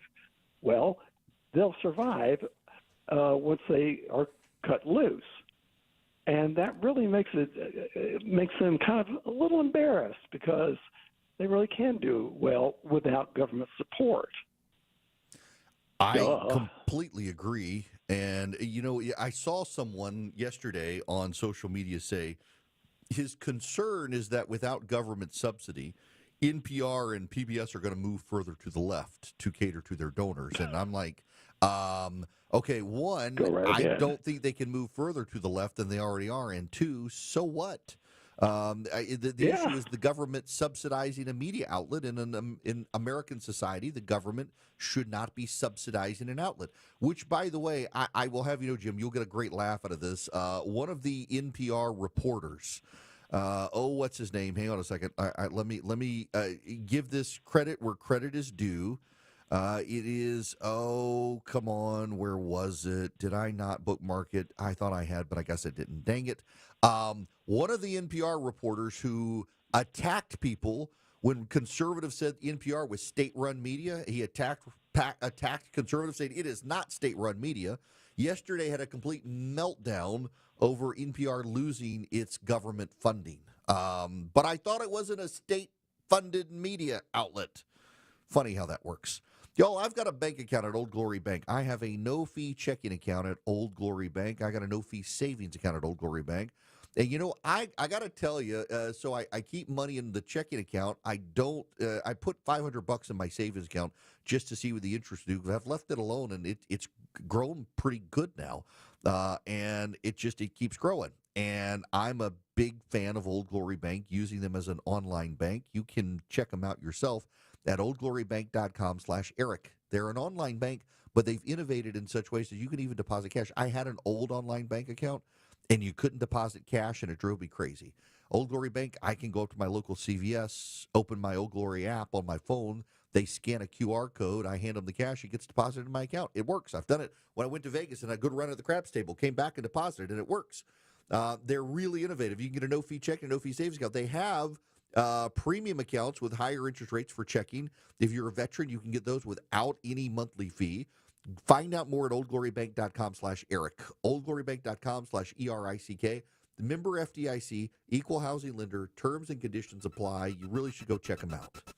Where you're going is a given. How you're getting there? Well, that's the question. We will start to see some delays if they shut that ramp down on 285 East. Before you hit the navigation You're app. going to be slowing right around Hudson Bridge Road. Listen to the people you can trust. And really slow out of Ackworth into Emerson. Updated traffic as often as you need it every time you listen. We had a lot going on this morning through Henry County. More experience, more reliable, 24 hours a day, 7 days a week, triple team traffic. 95.5 WSB. How Atlanta gets there. Live from the Superior Plumbing Studios. News, weather, traffic. 95.5 WSB. Atlanta's News and Talk. It's 1:30. I'm Veronica Waters. The news this half hour is brought to you by Ben Hill Renovations. WSB's top story this hour is happening this afternoon. The Education Department says it will release some frozen grants for after-school programs. This comes after major blowback nationwide and 20 states filing suit. Georgia State Senator Rashawn Kemp said withholding that money was sabotage for teachers and students. Let me be crystal clear. There is nothing radical about ensuring our kids can read, count, and grow into productive citizens.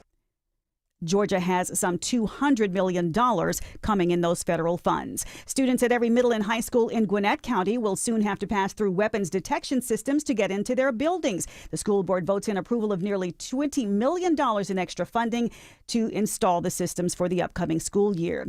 The Cobb County School Board will no longer broadcast public comments at its meetings. Critics say this will mean less transparency, but supporters of the move say it's meant to keep people safe from online abuse after they speak out. Investigators may have found the cause of that fire, which killed 9 people at an assisted living facility in Fall River, Massachusetts. Sources say it might have been started by someone smoking near an oxygen tank. Next hour, the family of Cornelius Taylor holds a news conference announcing a lawsuit against the city of Atlanta for his death. Taylor was killed in January as a city of Atlanta vehicle clearing a homeless encampment ran into his tent. 21 children are out of a California mansion and in protective custody as investigators look into a scam which may have misled surrogate mothers across the country. Kayla Elliott gave birth to a child for this couple, claiming they only had one child and wanted one more. They preyed on my vulnerability being a first-time surrogate. The couple allegedly told police they kept the children because they wanted a large family. The 21 kids range from 2 months to 13 years old. Elliott, who's a mother of 4, is now raising money to try to get her son out of foster care. It's 1:32. Live team coverage of traffic and weather ahead. Hi, I'm Brian, your friend and jeweler here at Shane Company. Come on in, feel at home, and let's find your dream engagement ring. I'm proud to work for a company that puts customers first and lets them shop the way they want to. See, we believe shopping for an engagement ring should be fun, without any of the pressure. We don't work on commission, so finding your dream ring is truly on your terms. We'll be right by your side as your friend and jeweler to help you find a ring more beautiful than you imagined and stick to your budget too. We have all of the styles and all of the smiles. You can even watch our in-house jewelers working their magic inside your neighborhood store. It's that kind of care and craftsmanship that makes Shane Company's free lifetime warranty the best in the business, saving you thousands over time and giving you peace of mind. No appointment necessary, or check us out at shaneco.com. Because a friend knows when you're ready, you're ready. Shane Company, your friend and jeweler. When markets get rocky, the worst thing you can do is nothing. Hi, I'm David Nicholas, president and founder of Nicholas Wealth Management. Times like these demand action and a plan you can trust. That's why we rely on our trademark Retire Ready Bucket strategy.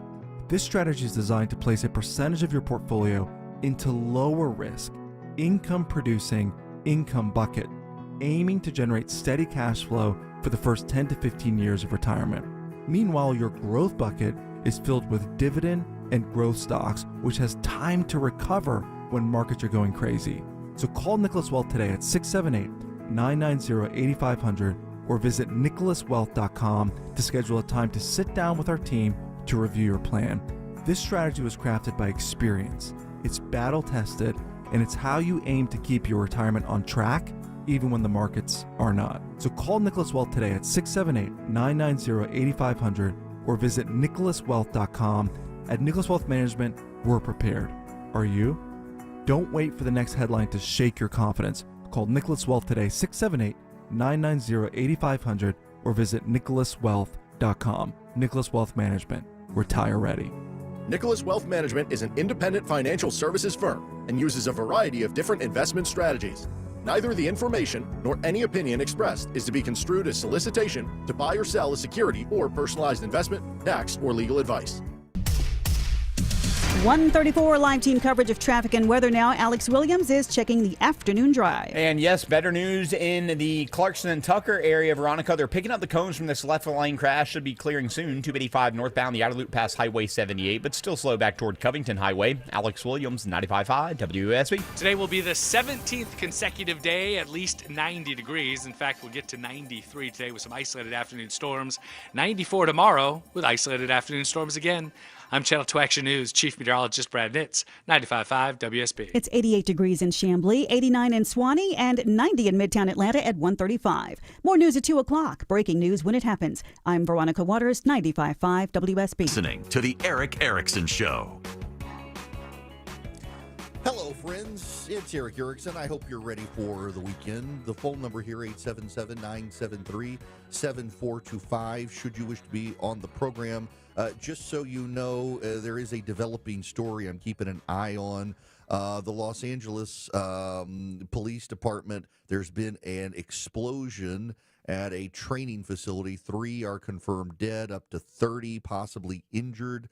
KTLA is reporting that there more officers are on the scene. It appears that there was a bomb training facility, and there was an explosion that might have been related to an unexploded ordnance. And we're still getting details here, but it does appear there has been an explosion at a police training facility in Los Angeles that is next to where the bomb training facility is. And there are questions, obviously, about was this a collected ordnance or a test ordnance. We're looking now. Bill Malugin at Fox News has more, saying 3 people are dead. It's an explosion at the LA County Sheriff's Department training facility in East LA, happening at the Biz Training Center. The 3 dead are confirmed by the Sheriff's Department. The FBI is responding to the scene. Initial indications are it appears to be a really terrible accident at the training facility involving live ordnance. We will find out more, keeping our eye on this situation. Now, the phone number here is 877-973-7425, and I am happy to go to your phone calls before we talk about UFOs. Hank, I want to take your phone call next. Welcome to the show, Hank. Hey, Eric, how you doing? Great. How are you? Good. Hey, my question is on the Supreme Court justice. Do they ever reprimand the district court judges, like send them a copy of the Constitution with some sticky notes in it and highlighted? No, so not really. What they do is they those cases get appealed up to the Supreme Court, and the Supreme Court, in their opinions, tend to make derisive comments about the thinking of the district court judge when they're really infuriated by the district court. Now, I will tell you, the Judicial Conference, which is kind of the governing body for judges, it doesn't have a lot of power over the judges because judges are appointed by presidents, approved by the Senate, and have life tenure, but they can very often take steps to rebuke lower court judges. But the Supreme Court itself does everything by the book. Even the progressives on the court do. They don't issue sua sponte decision, that is on their own with no prompting. When it comes to lower courts, they wait for appeals to get to them, and then they take action once those appeals make it to them. Dan, you're going to be up next. Welcome to the show. Dan? Oh, hello. Yeah. Hi there. Welcome. Yeah, I was listening to your response, and I didn't even pay attention to my name. That's all right. I was quick on the draw there, Dan. Welcome. Yes. So, well, thank you. I got two things. Your screener said give you the first one, and then if you like that, I'll give you the second one. I think what we should do, the mayor of New York should show Mamdani what would happen. He should give the Manhattan police a month off with paid leave and see what happens, and then see what Mamdani has to say about that. Yeah, look, not a bad idea. And you want to hear the second idea? This is even better. Let's go for the second one. Okay. They should take all the 60 security guys that signed that letter, or some of the politicians like Adam Schiff and put them on a lie detector box. Now, we all know that a lie detector box is not legal. I mean, it's not acceptable in court. But, boy, we would have some really great news to put all these guys on lie detector boxes. Yeah, I mean, the downside is so many of them were politicians. I think the moment you hooked it up to them, it would start registering as a lie. How do you get the baseline with a politician? Or they lie so much that even a lie detector box couldn't detect if they were lying, because they're always lying. That's true. Yeah, that they would all be very, very honest, which would defeat the person. Not a bad idea, though, Dan. I like those. Give the police 60 days off in New York, see what happens. I think we'd probably break the lie detector boxes. If you strap politicians to lie detector boxes, they're all going to go kablooey. Would be kind of funny, though. All right, I got to talk about the UFOs. Because I talked about it yesterday, and I got to explain this to you. So I talked about the UFOs in Ukraine yesterday, and Philip put a clip up on social media for me. And as is the habit on social media, people don't actually listen to the clip. Here's the way it was phrased. A well-placed source suggested to me that UFO sightings may have something to do with why Trump changed his view on arming Ukraine. That is completely true, by the way. A very well-placed source tells me that Donald Trump, one of the reasons he's decided to engage further with Ukraine is because of the UFOs. And you're thinking, Erickson, when did you become Art Bell? Let me explain this one to you, because I got a lot of questions after that tweet last night. If you got the show notes today, if you text DATA to 33777, I wrote something specifically on this.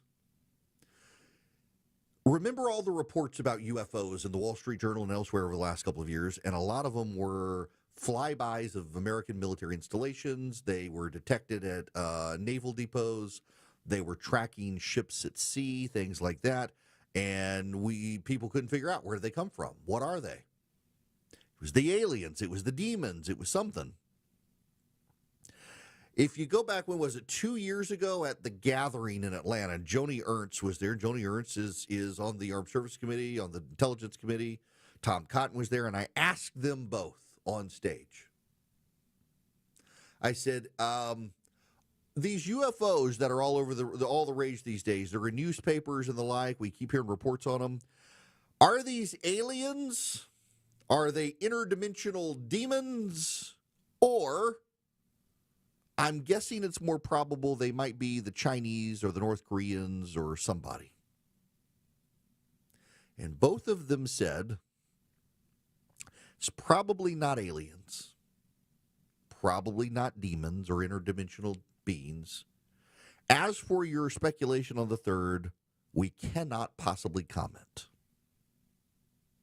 I mean, it's been obvious if you paid attention. It's not like these drones are showing up in other places. And part of the original speculation was, well, we're finding them at the military installations, and they're probably everywhere, but we have the best radar detection in those areas. And no, that doesn't make sense to me. And nobody else, the British aren't seeing them, the French aren't seeing them, the Australians aren't seeing them, nobody else is seeing them. Why are we seeing alien UFOs showing up at military installations? It's very odd, isn't it? And, of course, there are some people who really want to believe, it's like, well, we're the best military in the world. Of course, the aliens want to figure out how to take us out before they invade. No. I bet, and I said at the time, bet it's the Chinese or the North Koreans or somebody.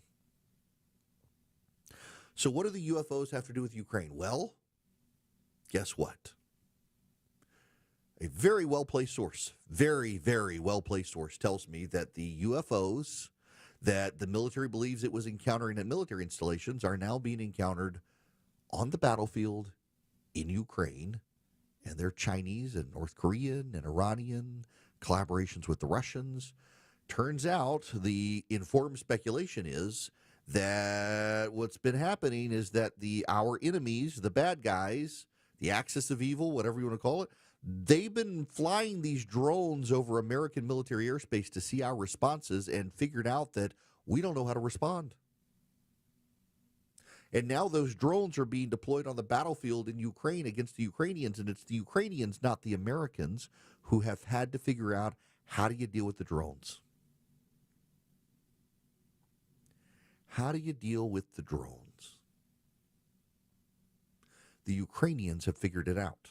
Not only have the Ukrainians figured out how to deal with the other guy's drones, the Ukrainians have developed their own drones and have been able to blow up parts of the Russian military 900 miles inside Russia and further. They've been able to go all the way to Siberia. They've been able to launch them from the underbellies of trains. They've been able to launch them from 18-wheelers.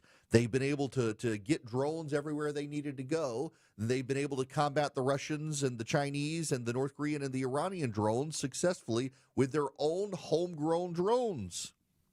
The UFOs were never UFOs. The UFOs were the drones of the Chinese, the North Koreans, and others. Those drones that we found in American military airspace that the American press called UFOs or UAVs, unidentified aerial vehicles, they're the drones that are now showing up on the battlefield in Ukraine against the Ukrainians, and the Ukrainians have figured out how to stop them better than we could. And so now the President of the United States and the President of Ukraine are announcing a deal where we are going to buy Ukrainian drone technology, and the Ukrainians are going to be buying our anti-drone defense technology, and the Ukrainians are going to use our anti-drone technology to test it in the battlefield to see if it's up to snuff. Ukraine's battlefield is changing the way people fight. There are less jets and more drones. There are fewer cruise missiles and more drone attacks. There are fewer snipers and more drones that drop ordnance to kill soldiers. It's changing the way countries fight. And the United States is lagging behind. Ukraine is in real time on a live action battlefield figuring out drone strategy. And now the United States is sending observers to watch and learn from the Ukrainians. And the President of the United States realized it's a very big deal because members of the military informed the President of the United States that, in fact, those unidentified aerial vehicles, the UFOs that the media reported on, were finding the exact same sorts of vehicles in Ukraine. And it's very clearly not the aliens, but the Chinese. Illegal alien drones, not extraterrestrial alien drones. This is an advance in battlefield technology. And to his credit, the President of the United States has changed his mind on Ukraine because he now realizes the potential benefit to the American military of collaborating with the Ukrainians on drone technology. They're ahead of us on this by necessity. War makes some things necessary. The development of drones in Ukraine has been necessary for the Ukrainians to stay competitive against the Russians. The Russians now have Chinese and North Korean soldiers on the ground in Ukraine. The North Korean and Chinese soldiers are learning from the Russians, and the Russians are learning how to learn with the North Koreans and the Chinese. It's a big advance in a global Axis power situation where the Russians are now directly collaborating with the Chinese and the North Koreans on a battlefield in Ukraine, far away from China and North Korea. They're learning from each other. They're developing drone technology with each other. And so now the President of the United States is realizing he's got to do the same thing with the Ukrainians because the Chinese and the Russians are not making kissy face with us. They treat us as an enemy. And the President has finally realized he's done everything he can to show Vladimir Putin that we would love to have peace with him. And Putin chose the Chinese. Putin chose the North Koreans. One of the major criticisms of Donald Trump has always been he never changes his mind. Friends, here is Donald Trump changing his mind on a very big thing and in a way that will benefit the United States military long term. It is a very big deal that this is happening. It's a very big deal that the President of the United States recognizes and our military recognizes the Ukrainian drone technology is technology we can deploy for ourselves. It's a very big deal that we've decided to engage in a way that will advance our drone technology that has fallen behind in large part because we haven't been on battlefields deploying it, and the Ukrainians have. All because people thought they were seeing UFOs, and it turns out they were seeing Chinese drones. Now, our 200th anniversary as a nation is coming up in the next year, and Americans for Prosperity is committed to advancing the ideas of freedom that have made this country great for so long, and they would really like to get you involved in the process. They would love to help you, get you volunteering with Americans for Prosperity. They would really, really, really love to have you involved in building their army of activists around the country as we head further and further, closer and closer to our 250th birthday.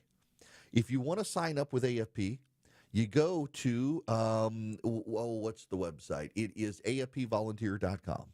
afpvolunteer.com. They've also got a new website set up, takeonesmallstep.com. You can learn about their new campaign for the 250th anniversary, and they're trying to get 250,000 steps for Freedom Challenge. If you go to takeonesmallstep.com, you can learn more, and then you can join the challenge at afpvolunteer.com. So go to the website is takeonesmallstep.com.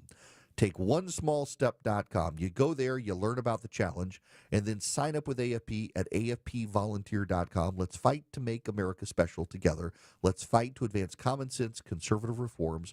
Go to afpvolunteer.com today. When the truth seems hazy, Eric will clear the way. It's the Eric Erickson Show. Old Glory. 150 Cool Ray Carrier, WSB 24-hour traffic center.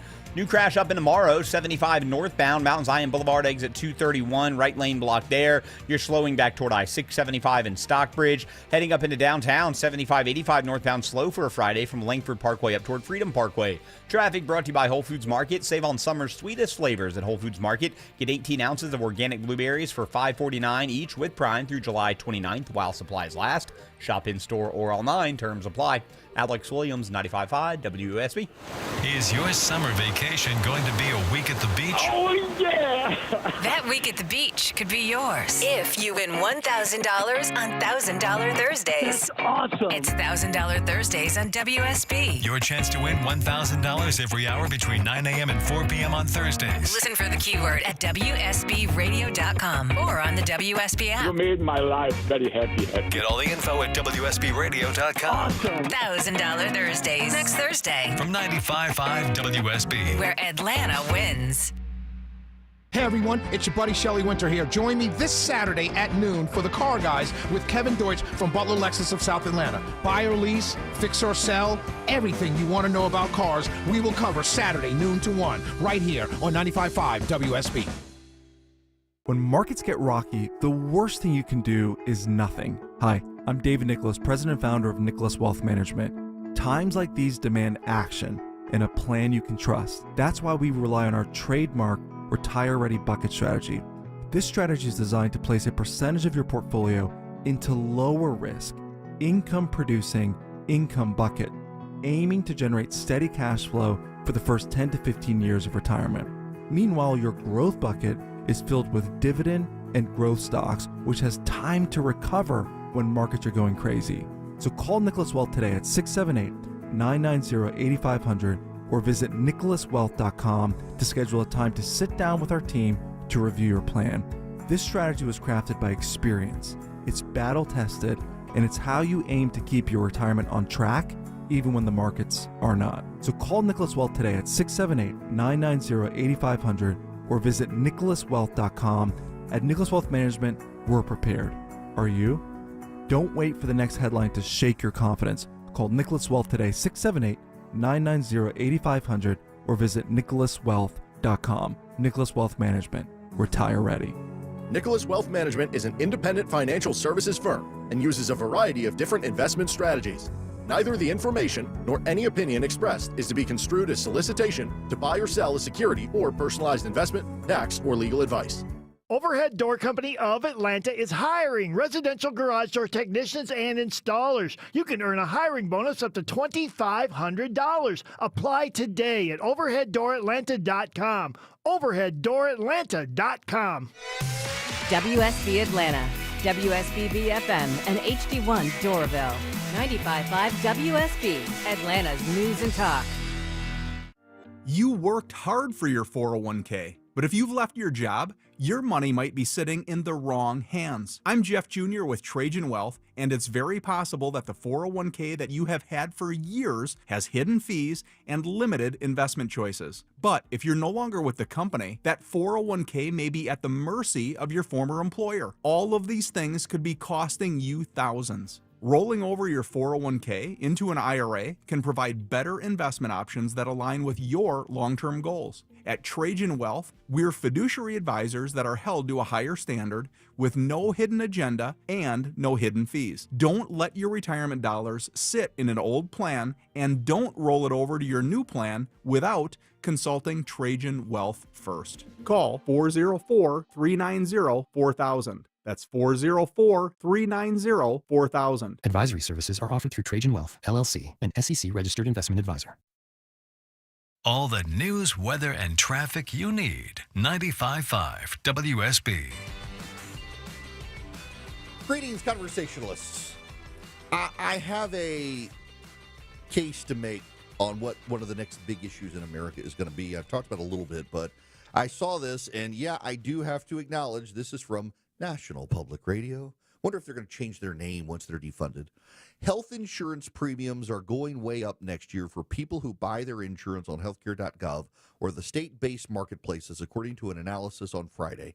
The average person who buys Affordable Care Act insurance will be paying 75% more for their premium, according to an analysis from KFF, a nonpartisan health policy research group.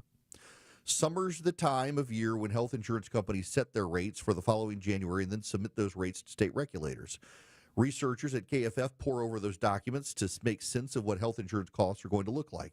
These filings are usually hundreds of pages filled with math and equations, says one of the researchers, but sometimes they also add this narrative to explain why they're raising their premiums. This year, instead of talking about raising drug costs or hospital charges, insurance companies are talking about federal policy. Pretty much every insurance company is talking about the expiration of enhanced premium tax credits in the Affordable Care Act markets. Those markets are where people go to buy Obamacare plans, which serve people who can't get health insurance through their jobs and don't qualify for Medicaid and Medicare. The enhanced subsidies begun during the Biden administration because of COVID. They expire. The Biden administration made a whole lot of things cheaper than they should have been. And now the chickens are coming home to roost.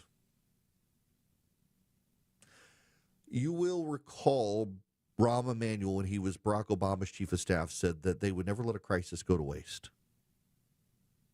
What they did was engineer Obamacare and design it to slowly drive up the costs of health care in the United States. They designed it to slowly break the system. And now the system is breaking for individuals and small businesses. What the left is predictably going to do is demand universal government-funded health care. You're even seeing some of the progressive right start saying now we need a government system like Canada or Scotland, which would be terrible. Instead, we should go the opposite direction, and we should engage free market reforms. The free market drives down costs. Everywhere the free market is deployed, costs go down.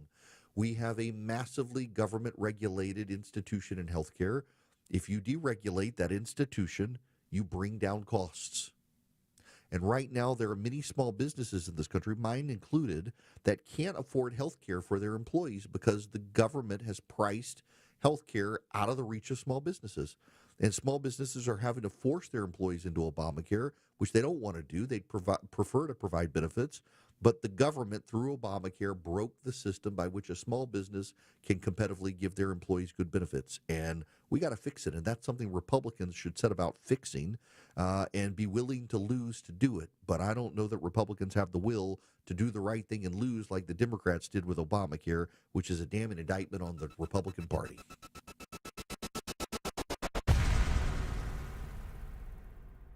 He's the guy at the desk next to you. Why do you always go after the game show host of The Price is He's Right? your co-pilot for the ride Don't home. tell me how to handle my life. Eric Von Hessler. Or anyone else. Today at 3. 95.5 WSB, Atlanta's News and Talk. You know, I've had listeners, coworkers, friends come up and ask me, hey, Aram, what makes Advanced Hair Restoration different? Well, allow me to share, along with some details on, get this, their once-a-year summer savings event. First off, Advanced Hair stands by their results, and their before and afters are second to none. With Advanced Hair, your own natural hair guaranteed to grow. Secondly, Advanced Hair combines top-rated physicians with modern technology, creating a concierge-quality experience that's hard to find elsewhere. Finally, Advanced Hair's Advanced FUE begins regrowing your own natural hair the very next day. Quick, simple, and easy. Now, if you have a flexible schedule this summer and you've been waiting for the savings special opportunity, it's here, friends. Advanced Hair Summer Savings Event will get you the most hair for your dollar. It's their best offer ever. For details and to schedule your free consultation, call 770-660-HAIR. One-day treatment, life-changing results. Your new hair guaranteed to grow. 470-660-HAIR or advancedhair.com. News, weather, Traffic. 95.5 WSB, Atlanta's News and Talk. At 2 o'clock, I'm Bill Caiaccio with our top local story. Big decisions ahead of the new school year for a number of local districts.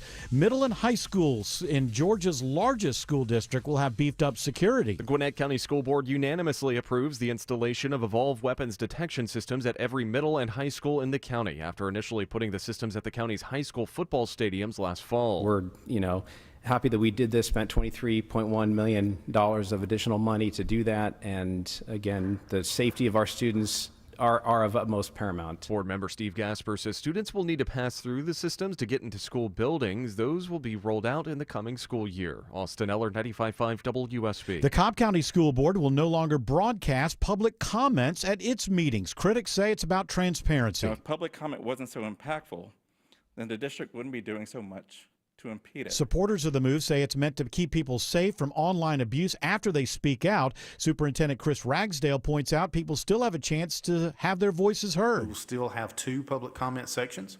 Again, going above and beyond what's required. The change means members of the public will only be heard by school board members and others attending the meeting. It is 90 degrees in Atlanta with isolated showers and storms possible today and tomorrow. Channel 2 Action News Chief Meteorologist Brad Nitz has Atlanta's most accurate and dependable forecast coming up. After nationwide criticism, the Education Department will release some frozen money for after-school programs. Georgia State Senator Rashawn Kemp called for the release of the money earlier this week. This isn't about politics. It's about 27,000 children and the working parents who rely on these programs. Georgia's scheduled to get $200 million in federal education funding. At least 3 sheriff's deputies are dead after an explosion at a Los Angeles County Sheriff's Department compound. It appears something exploded next to a bomb squad vehicle at a training facility. Attorney General Pam Bondi says federal agents are also on the scene now. Governor Kemp says any loss of life is sad and difficult for a sad and difficult circumstance. Kemp says his family is praying for those killed. Happening this hour, the family of Cornelius Taylor announces a lawsuit against the city of Atlanta. The 46-year-old man was killed during the clearing of a homeless encampment. The family is seeking justice for what they describe as a preventable and unjustified loss of life caused by the city's failure to take basic security precautions. It is now 2:02. This news is sponsored by Brett Beckers. Up next, live team coverage of traffic and weather. This is Scott Slade, and nothing takes the place of time when it comes to spotting problems with your health, especially cancer. The earlier the better. That's where virtual imaging comes in. Virtual imaging's LDCT body scan can be invaluable, giving you more time for you and your loved ones to take charge of your health. They can detect tumors as early as precancerous virtually anywhere in your body, and aneurysms you may not even know are there. Due to overwhelming demand for a limited time, their $995 core body scan offer has been extended. It's a $2,495 value. Early detection saves lives, and now it's more affordable than ever. Virtual Imaging has gotten such great response to this offer that they've opened up more times in both offices, but appointments will fill up fast, so don't wait. Some minimum requirements may apply. Early detection is your best protection. To schedule your virtual imaging $995 core body scan, call 770-678-SCAN. That's 770-678-SCAN. Or make an appointment by visiting their website at virtualimagingatl.com. Did you know that eating healthier and more delicious food is not only good for you, but affordable as well? Hi, it's Sue from Bread Beckers with Sue's Healthy Minute. At the Bread Becker store in Woodstock, we can teach you how to make real, delicious bread loaded with fiber and nutrients from real whole grains. A healthy, delicious, and affordable solution for your family. Eating real bread will satisfy your hunger and greatly reduce the amount of food you need to eat. Plus, your improved health from eating real bread may even reduce the need for frequent doctor visits. That's what Real Bread did for our family. 2 doctor visits with 9 kids in 25 years. I have a degree in food science, and for more than 30 years, I've studied the incredible health benefits of whole grains and real bread. So if you're struggling with bowel issues, high cholesterol, weight gain, warts, or kids who seem to be constantly sick, take the first steps to a healthier, more affordable life. Visit breadbeckers.com or our Bread Beckers store in Woodstock. Hey, if you got weekend plans, make sure your home is ready for them. I called Wise Guys Pro Wash, and boom, the house, driveway, and patio were spotless. They even cleaned the roof. I didn't even have to be home. They are truly professionals using the top equipment in the industry, and their soft washing kept my home safe and damage-free, and the results, incredible. Wise Guys has more than 2,000 5-star reviews, and I know why now. So mention me, Chris Chandler, for $70 off your next service. Book today at wiseguysprowash.com. It is 2:05 and time for live team coverage of traffic and weather. In the 24-hour traffic center on this Friday afternoon, it's Alex Williams. Hey, good Friday afternoon, Bill. Still dealing with this jam out of Stockbridge and tomorrow up through Jonesboro. It's a right lane crash, 75 north before Mount Zion Boulevard, exit 231. That's why you're seeing those brake lights leaving 675. 285 east and southbound also filling in through DeKalb County, starting in Dunwoody from Chamblee-Dunwoody Road. Not going to find any relief till you make your way down past Chamblee-Tucker Road, then picks up again passing Highway 78 in Clarkston. Alex Williams, 95.5 WSB. Partly cloudy, hot, and humid again today. We'll top out at 93. Just some isolated showers and storms this afternoon and evening. Put your rain chance this afternoon 30%. We'll keep 30% chance of an isolated storm Saturday, high 94. I'm Channel 2 Action News Chief Meteorologist Brad Nitz, 95.5 WSB. And right now, Storm Tracker radar shows no rain in the Atlanta area. It is 88 degrees in Marietta, 91 in Duluth. It's also 91 right now in Stockbridge. More news at 2:30. Breaking news when it happens. I'm Bill Caiaccio, 95.5 WSB.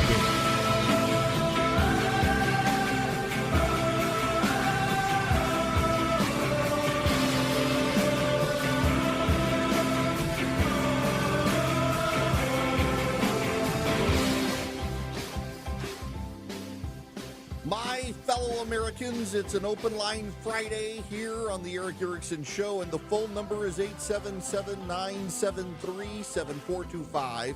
All of you should text the word Eric, E-R-I-C-K, to 33777. Why? Because you need to follow me on Instagram. You know I'm E.W. Erickson everywhere. I'm E.W. Erickson on Twitter, on Facebook, on TikTok now, and I hate TikTok. I'm trying to get myself banned. Instagram, YouTube, Rumble, EWERICKSON. Follow me on Instagram. It's my favorite platform. It's where I put my personal stuff. I'm going to be cooking this weekend. I'll put up pictures of the ribs and maybe even tell you how I make them. But for now, we must talk about this story.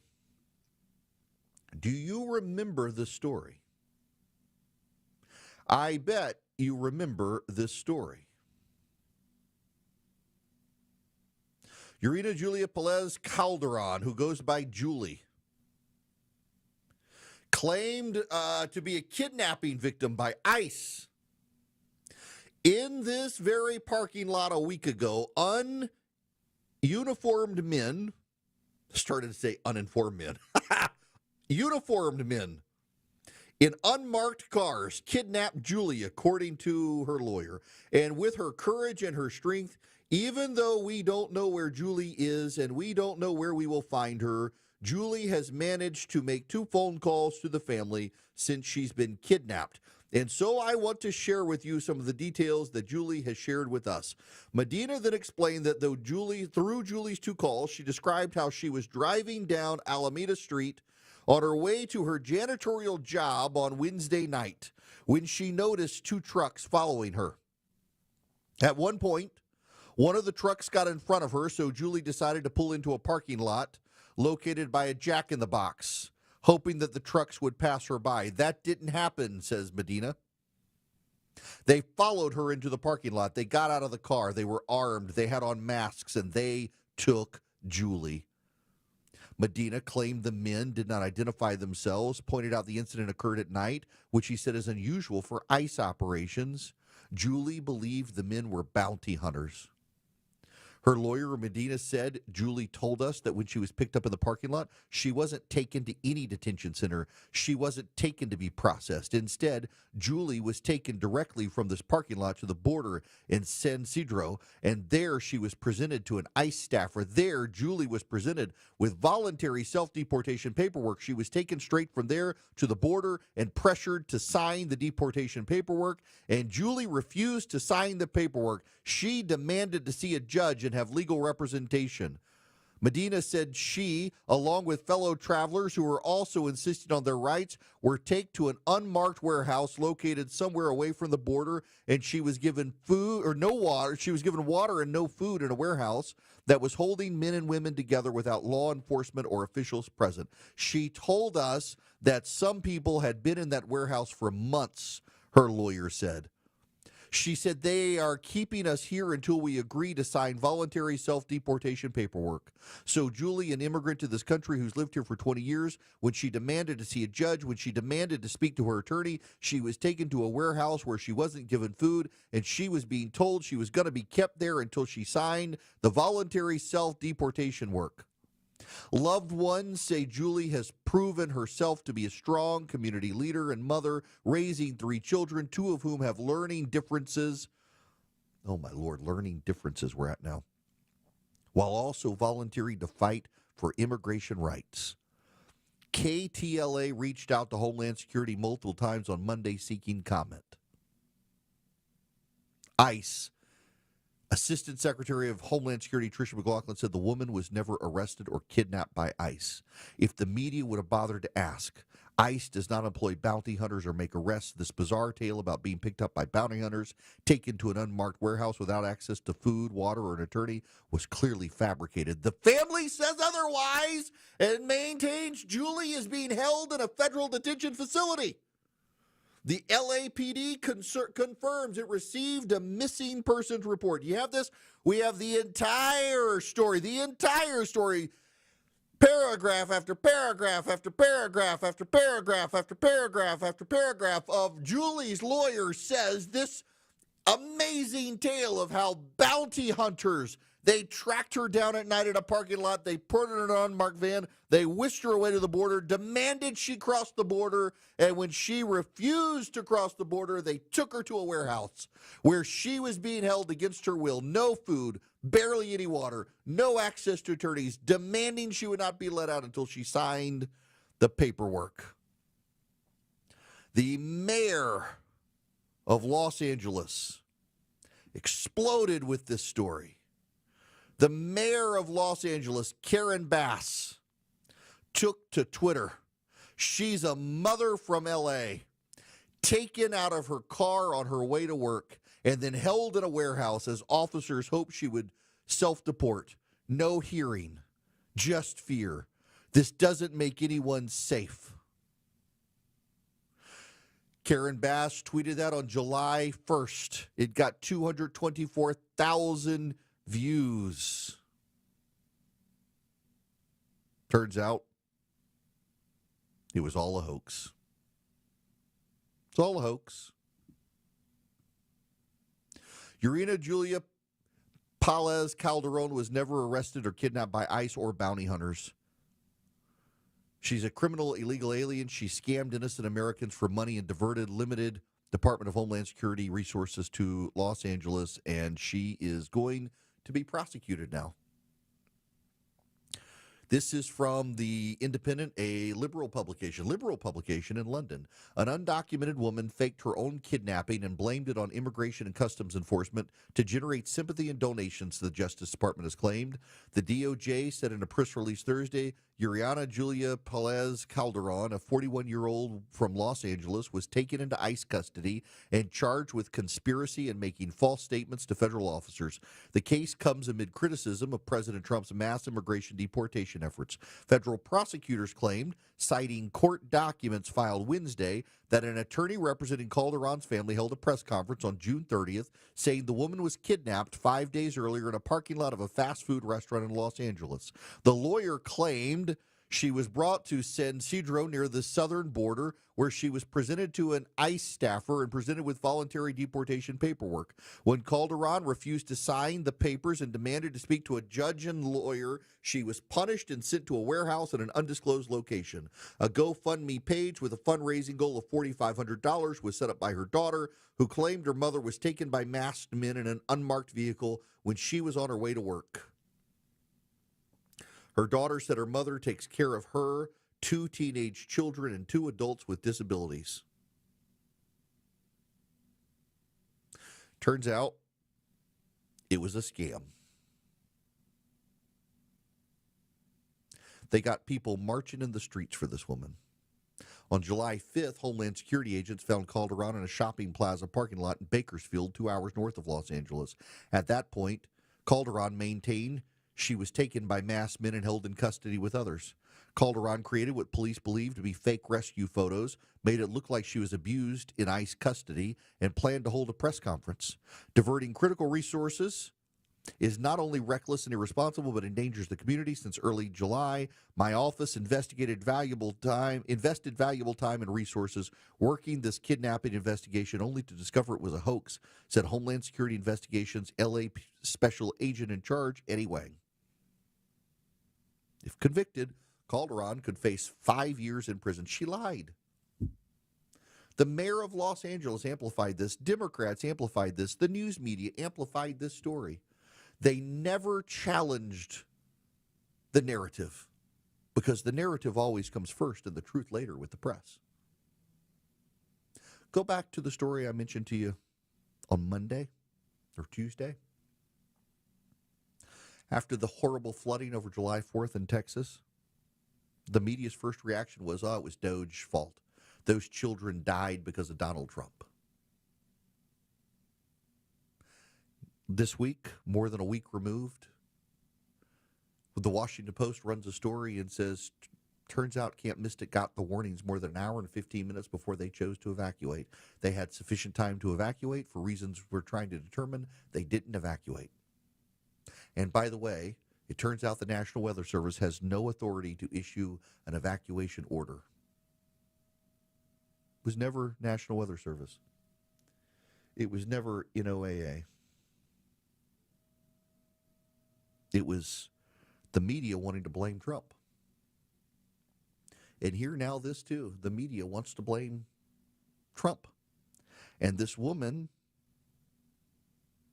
engaged in a hoax, knowing that it would be amplified by the press, knowing it would be amplified after she hired a lawyer, knowing it would get attention. She made a wild claim.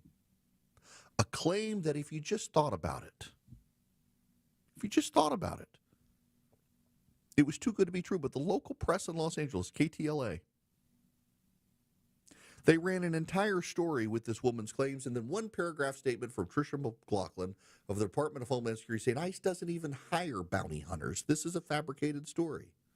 We're looking into it to see what happened. And they diverted resources to figure out what exactly did happen. What happened was the woman lied, and now she's going to be prosecuted for it, and she should. But think of all the violence against ICE since then in the last several weeks, the shootings against ICE, the violence directed at Immigration and Customs Enforcement. How many people heard the story and didn't think very credibly about it and just assumed, oh, well, this woman says ICE kidnapped her using bounty hunters. They've really escalated now. We're going to need to shoot these SOBs. How many Democrats were spun up into violence because of this sort of stuff? I gotta wonder. the Democrats are more and more heading towards violence. And I mean, now their group therapy show, Stephen Colbert, is canceled. Their indoctrination programming at PBS and NPR are canceled. Well, not canceled, but defunded by the government. They're not having a normal one this week. They're going to come even more unglued. They're already unglued. They just keep being pushed further and further over the edge.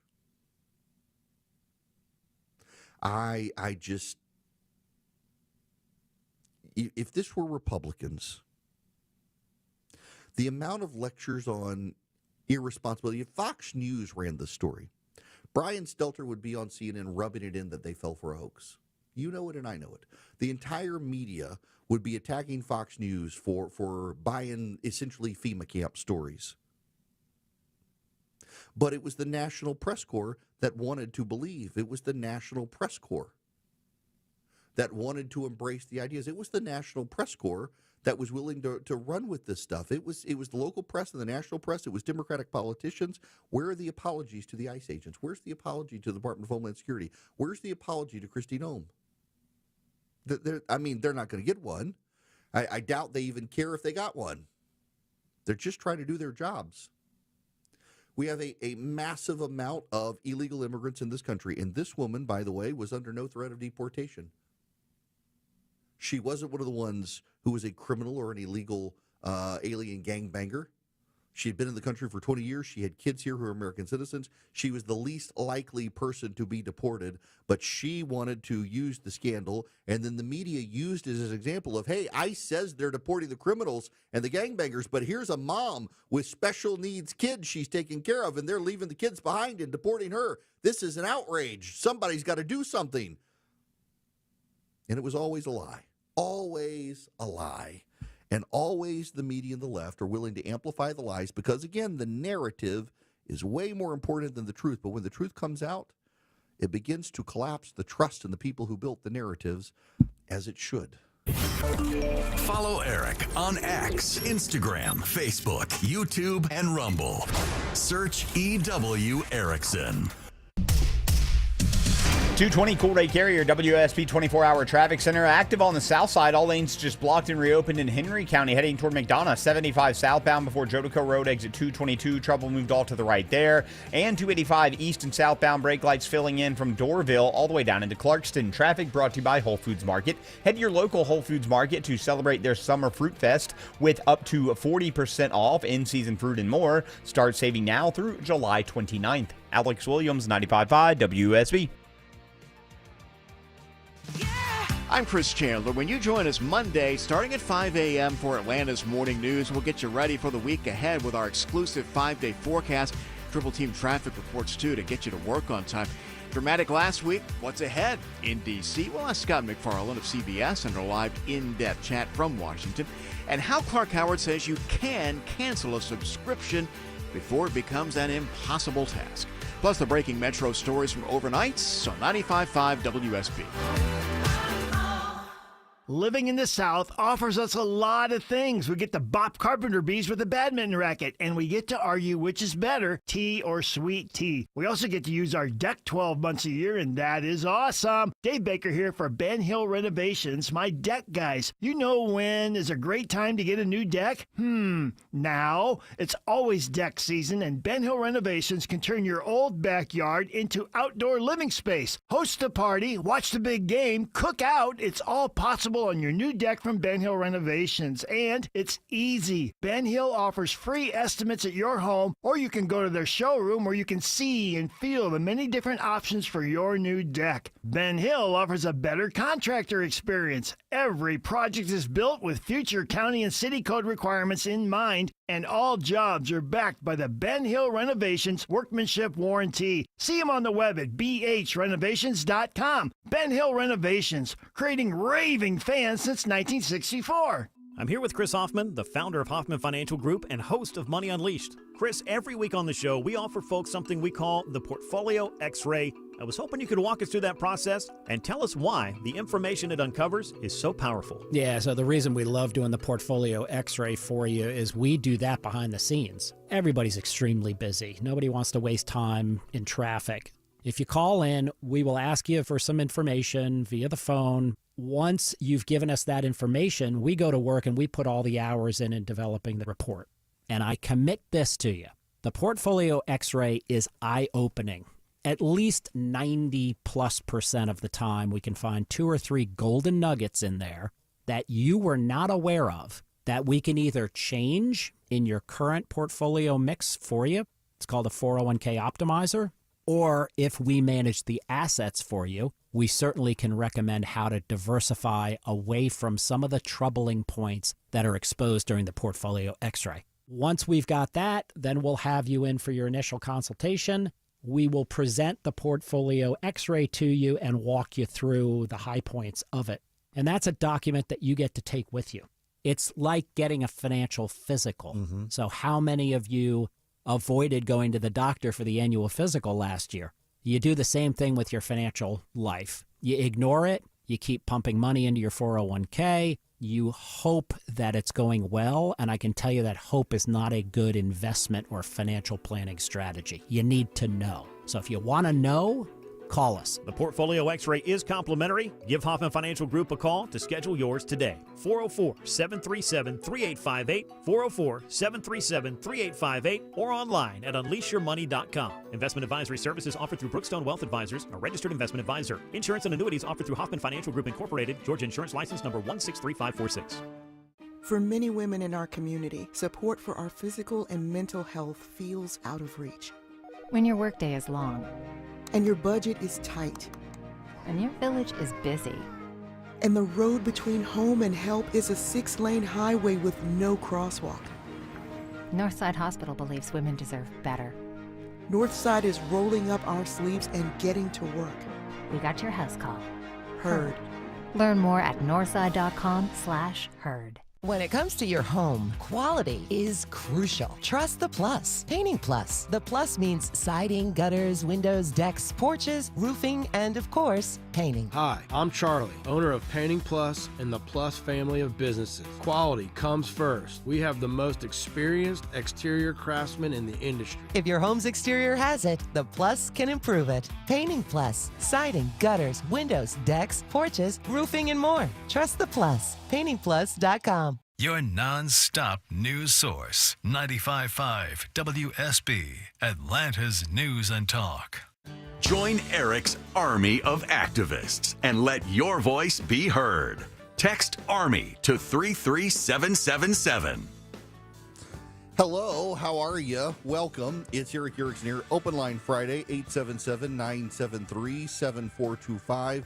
Should you wish to be on the program, I would be very happy to have you guys on the show. This is the last Open Line Friday for the month of July. Why? Because next Friday I've got to do a fundraiser on my flagship station for Children's Healthcare of Atlanta. We do this annually, and so I'll be adjusting the show schedule to be able to be here with you and do that, and I'm not going to be able to have access to the phones while the phones are going to be dedicated to the Carathon, so you're going to have me, but you're not going to have phones.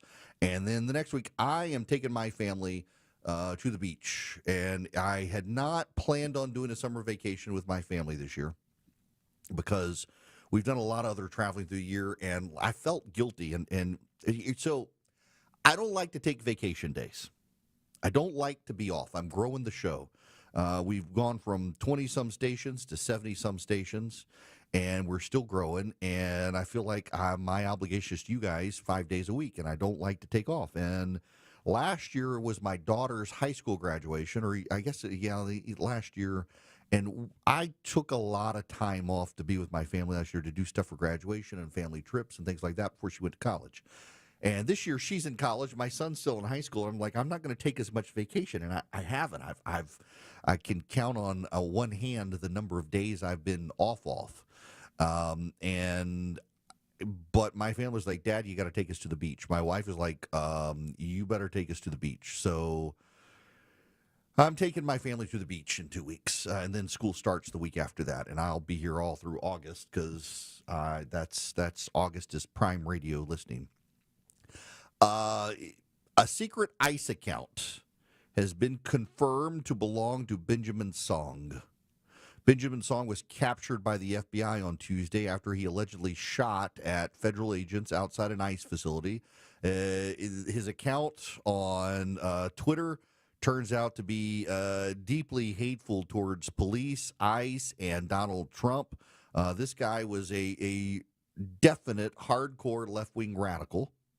And it is pretty obvious as well that these people on the left are radicalizing online at an even greater degree. They're becoming unglued more so, and I'm afraid they're going to keep getting more violent.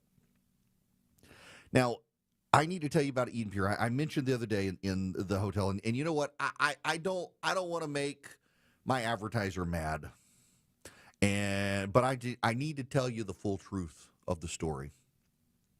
They sometimes want me to dance around this, and I got to tell you the story. I was staying in a very nice hotel the other night, and the people next to me started smoking, and it was not tobacco, and it stunk. It stunk bad.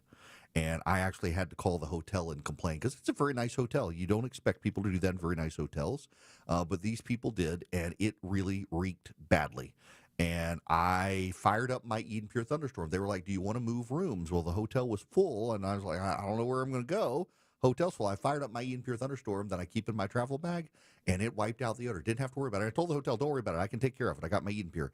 I keep it in my travel bag, and it worked. Wiped out the odors of the non-tobacco skunky scent, and I was fine. It really does work. It wipes odors. You can get 3 of them by going to EdenPureDeals.com. Put in the discount code ERICK3, ERICK3, at EdenPureDeals.com, and they really work. They wipe out odors.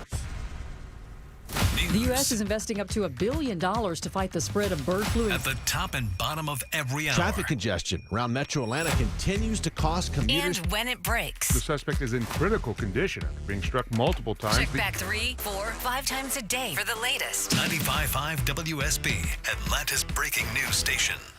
Live from the Superior Plumbing Studios. News, weather, traffic. 95.5 WSB. Atlanta's news and talk. At 2:30, I'm Bill Caiaccio with our top story. Several Los Angeles County Sheriff's deputies are killed in an explosion at a training facility. Reporter Alex Stone has the latest. Around 7:30 this morning, when there was an explosion that went off, it was told initially to us by the Sheriff's Department as a big boom was heard. We now have confirmation from Supervisor Janice Hahn's office, supervisor here in LA County, that 3 deputies were killed in this explosion, but they don't know what caused it. All Gwinnett County middle and high schools will soon have weapons detection systems. This parent supports it. Installation of weapons detectors in our high school and middle school is not a sign of our society's failure. It's a testament to our willingness to adapt and protect what's most precious to us, our kids. The school board approves nearly $20 million in extra funding for the systems. They were installed at all football stadiums last year and have been tested out at 3 high schools in Gwinnett this summer. The rollout will happen in the coming school year. The Cobb County School Board will no longer broadcast public comments at its meetings. The 4-3 vote means comments made by members of the public will only be heard by school board members and others at the meeting. Supporters of the move say it's meant to keep people safe from online abuse after they speak out, but some parents say they want maximum visibility, accountability, and transparency. Coke products will be returning soon to Costco stores. It's replacing Pepsi products that have been flowing from Costco's food court since 2013. The changeover starts this month in most locations with a complete conversion by the fall. It is 2:32. This news is sponsored by FGA Roofing. This is Scott Slade, and nothing takes the place of time when it comes to spotting problems with your health, especially cancer. The earlier the better. That's where virtual imaging comes in. Virtual imaging's LDCT body scan can be invaluable, giving you more time for you and your loved ones to take charge of your health. They can detect tumors as early as precancerous virtually anywhere in your body, and aneurysms you may not even know are there. Due to overwhelming demand for a limited time, their $995 core body scan offer has been extended. It's a $2,495 value. Early detection saves lives, and now it's more affordable than ever. Virtual Imaging has gotten such great response to this offer that they've opened up more times in both offices, but appointments will fill up fast, so don't wait. Some minimum requirements may apply. Early detection is your best protection.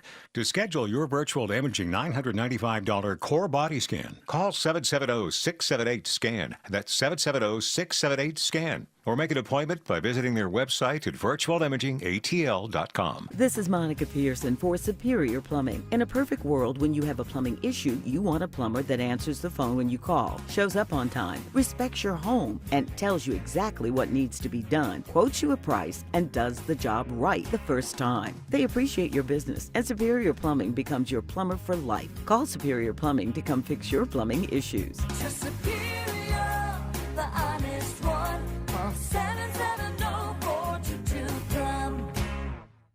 We all hear the radio ads about the IRS. They tell you to be afraid, to be scared, and they try to frighten you into calling. I'm not here to do that. Tax Relief Advocates is different. TRA is here to tell you that if you owe money to the IRS, whether it's $5,000, $50,000, or $500,000, we have a solution. It doesn't matter if you're sitting in your car, at work, or with your kids. No matter where you are, call now. 800-575-2798. Don't lose hope. TRA can eliminate or reduce what you owe to the IRS. Generous programs are now available that can give you a fresh start. Our passion is taxes and helping individuals fix their IRS problems. We have over 1,000 5-star reviews on Google and an A+ with the Better Business Bureau. You don't need to be afraid of the IRS any longer. End your tax nightmare today by visiting us online at TRA.com or call 800-575-2798. That's 800-575-2798.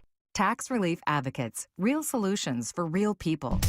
At 2:34, Alex Williams in the traffic center. Looks like Heroes with some new trouble downtown, Bill. 7585 southbound right around Freedom Parkway, and it's slow in the ride, or adding to the already slow ride from the 85-400 merge. Northbound delays really stacked in this afternoon. 7585 north from Highway 166 Langford Parkway as you make that commute up into Midtown. And 285 eastbound, watching those brake lights fill in between Doraville and Tucker. Alex Williams, 95.5 WSB. Today will be the 17th consecutive day at least 90 degrees. In fact, we'll get to 93 today with some isolated afternoon storms.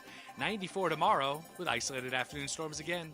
I'm Channel 2 Action News Chief Meteorologist Brad Nitz, 95.5 WSB. 89 in Woodstock, 90 in Snellville, 91 in East Point. More news at 3 o'clock. Breaking news when it happens. I'm Bill Caiaccio, 95.5 WSB. Tackling politics and culture with clarity. Welcome back. Sorry. I'll explain why I'm laughing as I come back from commercial break. It's Eric Erickson here. The phone number 877-973-7425. It's an open line Friday. So my kids and I, we share a dark sense of humor. A very dark sense of humor. I make jokes in tragedy.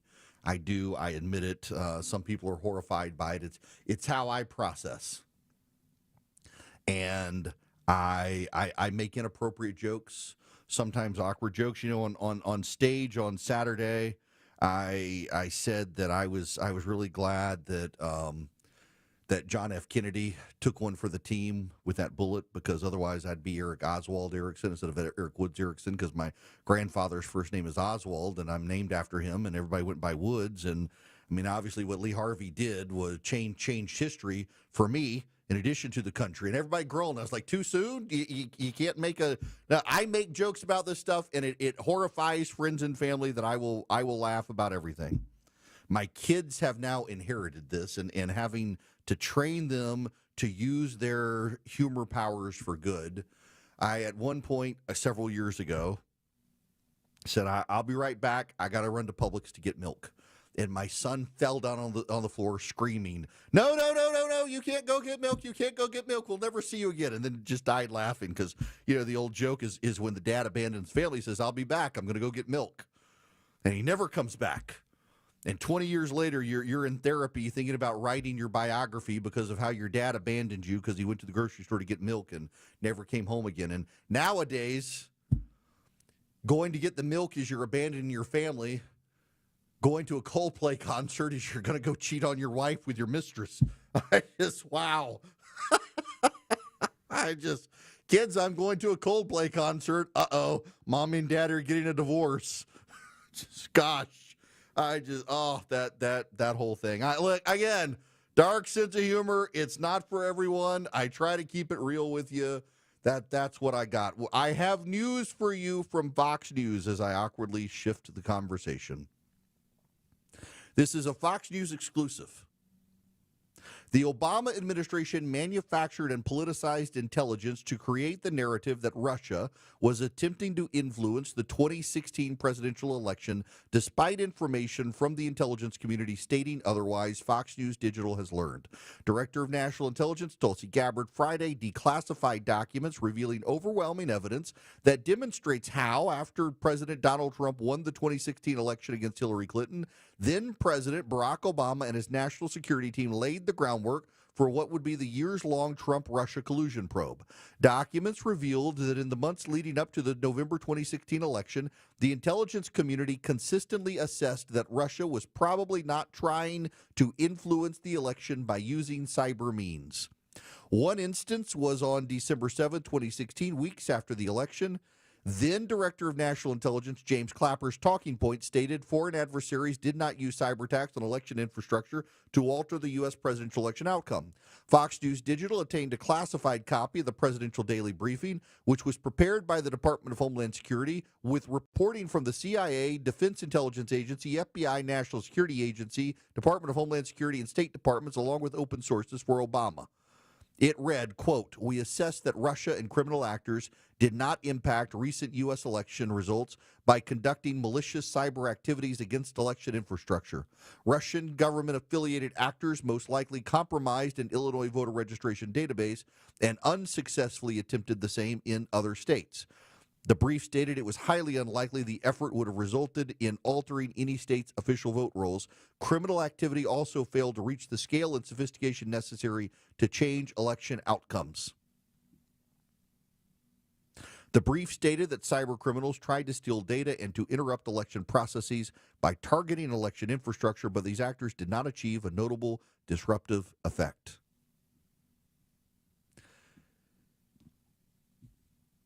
Now, I don't want to make you guys mad here, but I'm afraid I'm going to. What I just read to you from Fox News is a little bit of a three-card Monty. Because the allegation was not that the Russians tried to hack our elections systems to steal the vote for Trump. The allegations were twofold. One, that the Russians were engaged in electioneering persuasion activities through advertising on Facebook and elsewhere to shift people's views towards Donald Trump. And the other was that Donald Trump himself was put up to run and funded behind the scenes by the Russians. That's very different from the Russians trying to hack the election infrastructure. And by the way, the only truth of the matter came from the Mueller report, and it was that the Russians spent about $25,000 on Facebook ads. And they spent money to advertise pro-Hillary Clinton stuff and pro-Donald Trump stuff because, according to the Mueller report, the Russians were not trying to steal the election for Donald Trump. They were trying to make Americans fight each other and distract us from the Russians so the Russians could get away with stuff internationally. That was actually what the Russian interference was. This Fox News report is a little bit of a three-card Monty, distracting the base, trying to get the base fired up about the Obama team. But at the same time, the truth is it was the members of the Obama administration who did know that the Russians really played no role in the Steele dossier, that the Steele dossier was nonsense. And that we're getting distracted, I think, between separate things. And I got to wonder if it's intentional to distract people. There was never, ever, ever an accusation that was treated credibly by anyone that the Russians were essentially hijacking voting machines to throw it to Donald Trump. The accusations was always that the Russians were otherwise running stuff on social media, trying to persuade people for Trump, which Mueller investigation showed wasn't true. And then the Steele dossier stuff. And the Steele dossier stuff was amplified by members of the Obama administration who knew it was garbage but claimed it was true. John Brennan, for example, we now have actual evidence that the agents within the CIA were saying there's no there with the Steele dossier, and Brennan didn't seem to care. That's the bigger target here, not the hijacking ballot machine stuff. The hijacking ballot machine stuff is a distraction from the big stuff, which is the Steele dossier. It's just that the Steele dossier was always garbage. It was manufactured by folks close to Trump, and by the way, by Hillary. It was given to John McCain, who passed it off to other people, who himself didn't agree with the credibility of it. And then Democrats amplified it, spread it. It was run by BuzzFeed. It was treated as real, even though it wasn't real. And by the way, I got to note, this is a very important point. This letter that's come out in the Wall Street Journal that supposedly is a Donald Trump letter to Jeffrey Epstein, how do we know it's not from the same group of people? How do we know? I suspect we're going to find that this letter was not real, that it turns out not to be a Donald Trump-generated letter, and that someone planted it with the Wall Street Journal and tried to cover their tracks.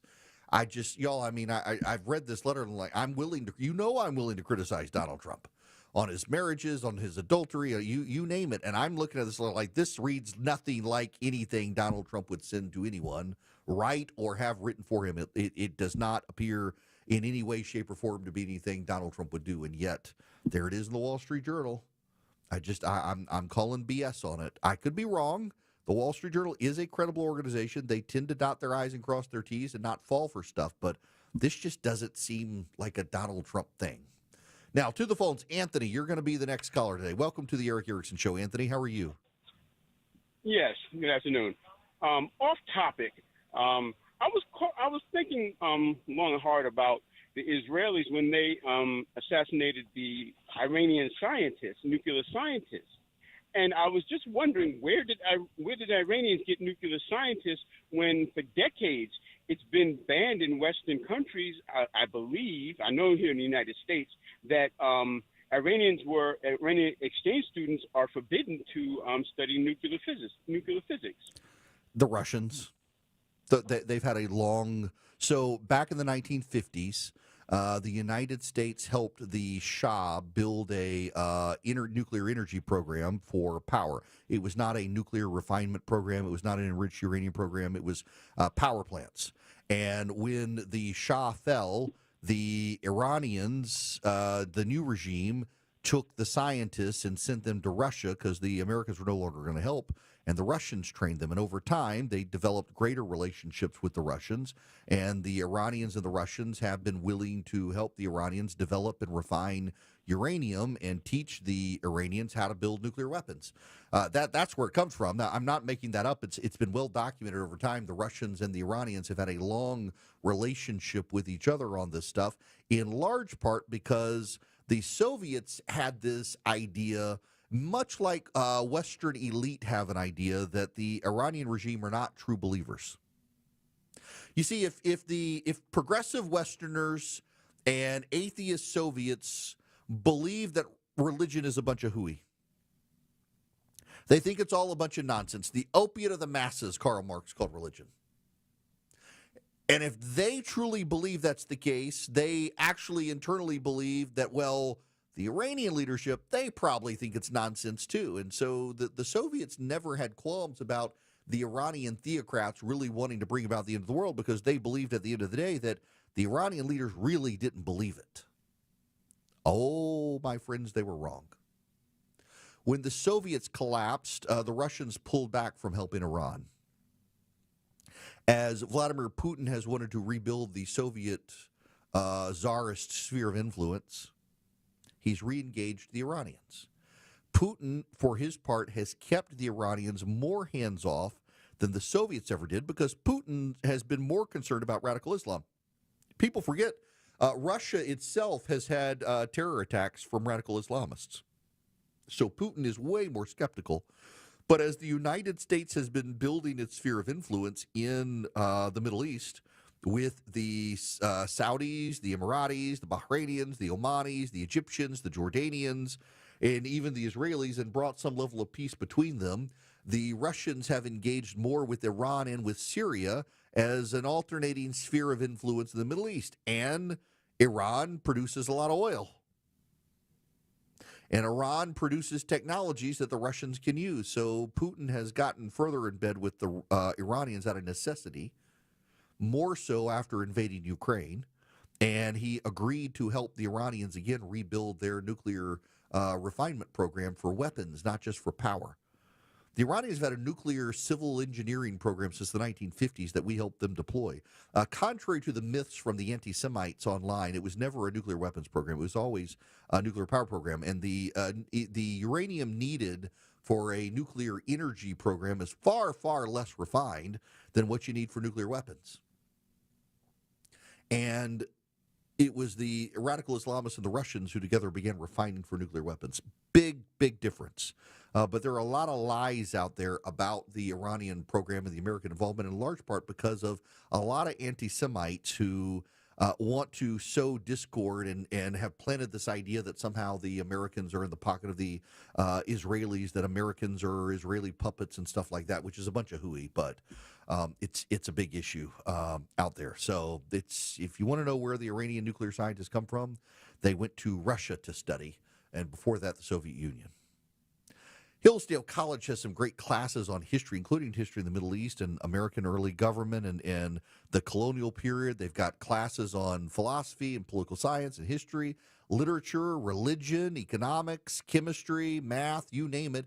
And they're free for you to take. All you got to do is go to ericforhillsdale.com, ericforhillsdale.com. You sign up with Hillsdale College, and you can take their class, get a certificate of completion from Hillsdale College, and you do it at your own pace. They're all video lectures. Each lecture in each class is about 30 minutes long.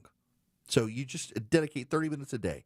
Some of them, there are 12 episodes. Some of them, there may be 15 episodes. Some, there are only 7 episodes. It takes 7 hours for some classes. It takes 4 hours for some classes. It takes 12 hours for some classes. But you just pace yourself 30-minute episodes, and you get smarter about a topic you're interested in. From history to theology to literature to math to chemistry, they've got a great one on capitalism right now. In fact, if you go to Eric, E-R-I-C-K, ericforhillsdale.com today, the class on the front page is a class about capitalism.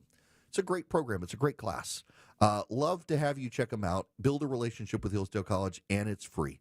ericforhillsdale.com, E-R-I-C-K, ericforhillsdale.com. You're at the intersection of politics, news, culture, and current events. It's the Erick Erickson Show. 250 Cool Day Carrier, WSB 24-hour traffic center. New crash in East Atlanta heading into downtown. Center lane knocked out. I-20 westbound at the downtown connector. That's exit number 57 to I-75-85. DOT also looking for a new reported stalled vehicle in DeKalb County in the Clarkston area. 285 northbound, the outer loop around Memorial Drive, exit 41. That's reported in the left lane. Traffic brought to you by Blindster.com. Blindster.com is a family business making custom blinds, shades, and shutters. Give them a try and see why over 1 million windows have trusted Blindster. Alex Williams, 95.5 WSB. The 25th annual WSB Carathon is right around the corner, and we want to thank our friends at Jim Ellis Automotive Group. Thank you very much. Thank you.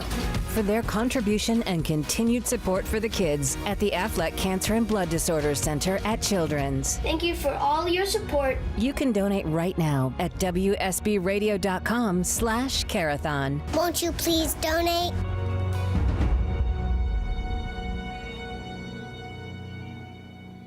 If you've ever organized your closet only to have it look like a bomb went off in there 1 month later, then it's time to call Artisan Custom Closets. Dave Baker here with a custom spacious closet from Artisan. You'll never have to deal with all that clutter again. ArtisanCustomClosets.com. Summer is here, so if you're thinking about selling your home, now is the time. With Mark Spain Real Estate's guaranteed offer, you can sell your home quickly and for maximum value. Hi, it's Chris Chandler. You can skip all the hassles of a traditional home sale and sell your home quickly without the stress of showings, open houses, or costly repairs. Mark Spain Real Estate's guaranteed all-cash offer allows you to sell your home in as little as 21 days and move when you're ready. Go to markspain.com to get a guaranteed offer on your home today and start packing. Mike Rowe here with a quick question. Have you noticed the musty smell in your home?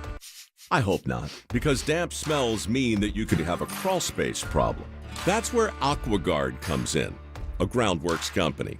They can honestly assess your situation and create a plan to waterproof your crawl space and get to the root cause of the problem. Schedule your free inspection at aquaguard.net/row. And while you're there, check out my latest dirty job. Licensed in all states where work is performed. See website for details. Hey everyone, it's your buddy Shelly Winter here. Join me this Saturday at noon for the Car Guys with Kevin Deutsch from Butler Lexus of South Atlanta. Buy or lease, fix or sell, everything you want to know about cars, we will cover Saturday noon to 1 right here on 95.5 WSB. WSB Atlanta, WSBB FM, and HD1 Doraville. 95.5 WSB, Atlanta's news and talk. I didn't ask to be thrown in the streets with nowhere to go. I didn't think I'd survive. But I did ask for help, and Covenant House was there for me. 1 in 10 young adults will experience a form of homelessness this year. For these kids who didn't ask to be put in this unthinkable situation, Covenant House is there. Covenant House helped me break the cycle of homelessness in my family. They gave me the love that I needed. Over 2,000 young people will sleep safely in a Covenant House bed tonight. When youth who are experiencing homelessness have a hot meal, a safe place to sleep, medical care, and love, they can overcome heartbreaking challenges and have a brighter future. They just really genuinely just wanted to help me succeed, and I'm succeeding. I'm a speaker, I'm an author. Covenant House really helped me and really helped mold me into the woman I am today. If you or someone you love is asking for help, go to safeplacetosleep.org today. WSB Atlanta, WSBB FM, and HD1 Doraville. 95.5 WSB, Atlanta's news and talk. 95.5 WSB, Atlanta's news and talk.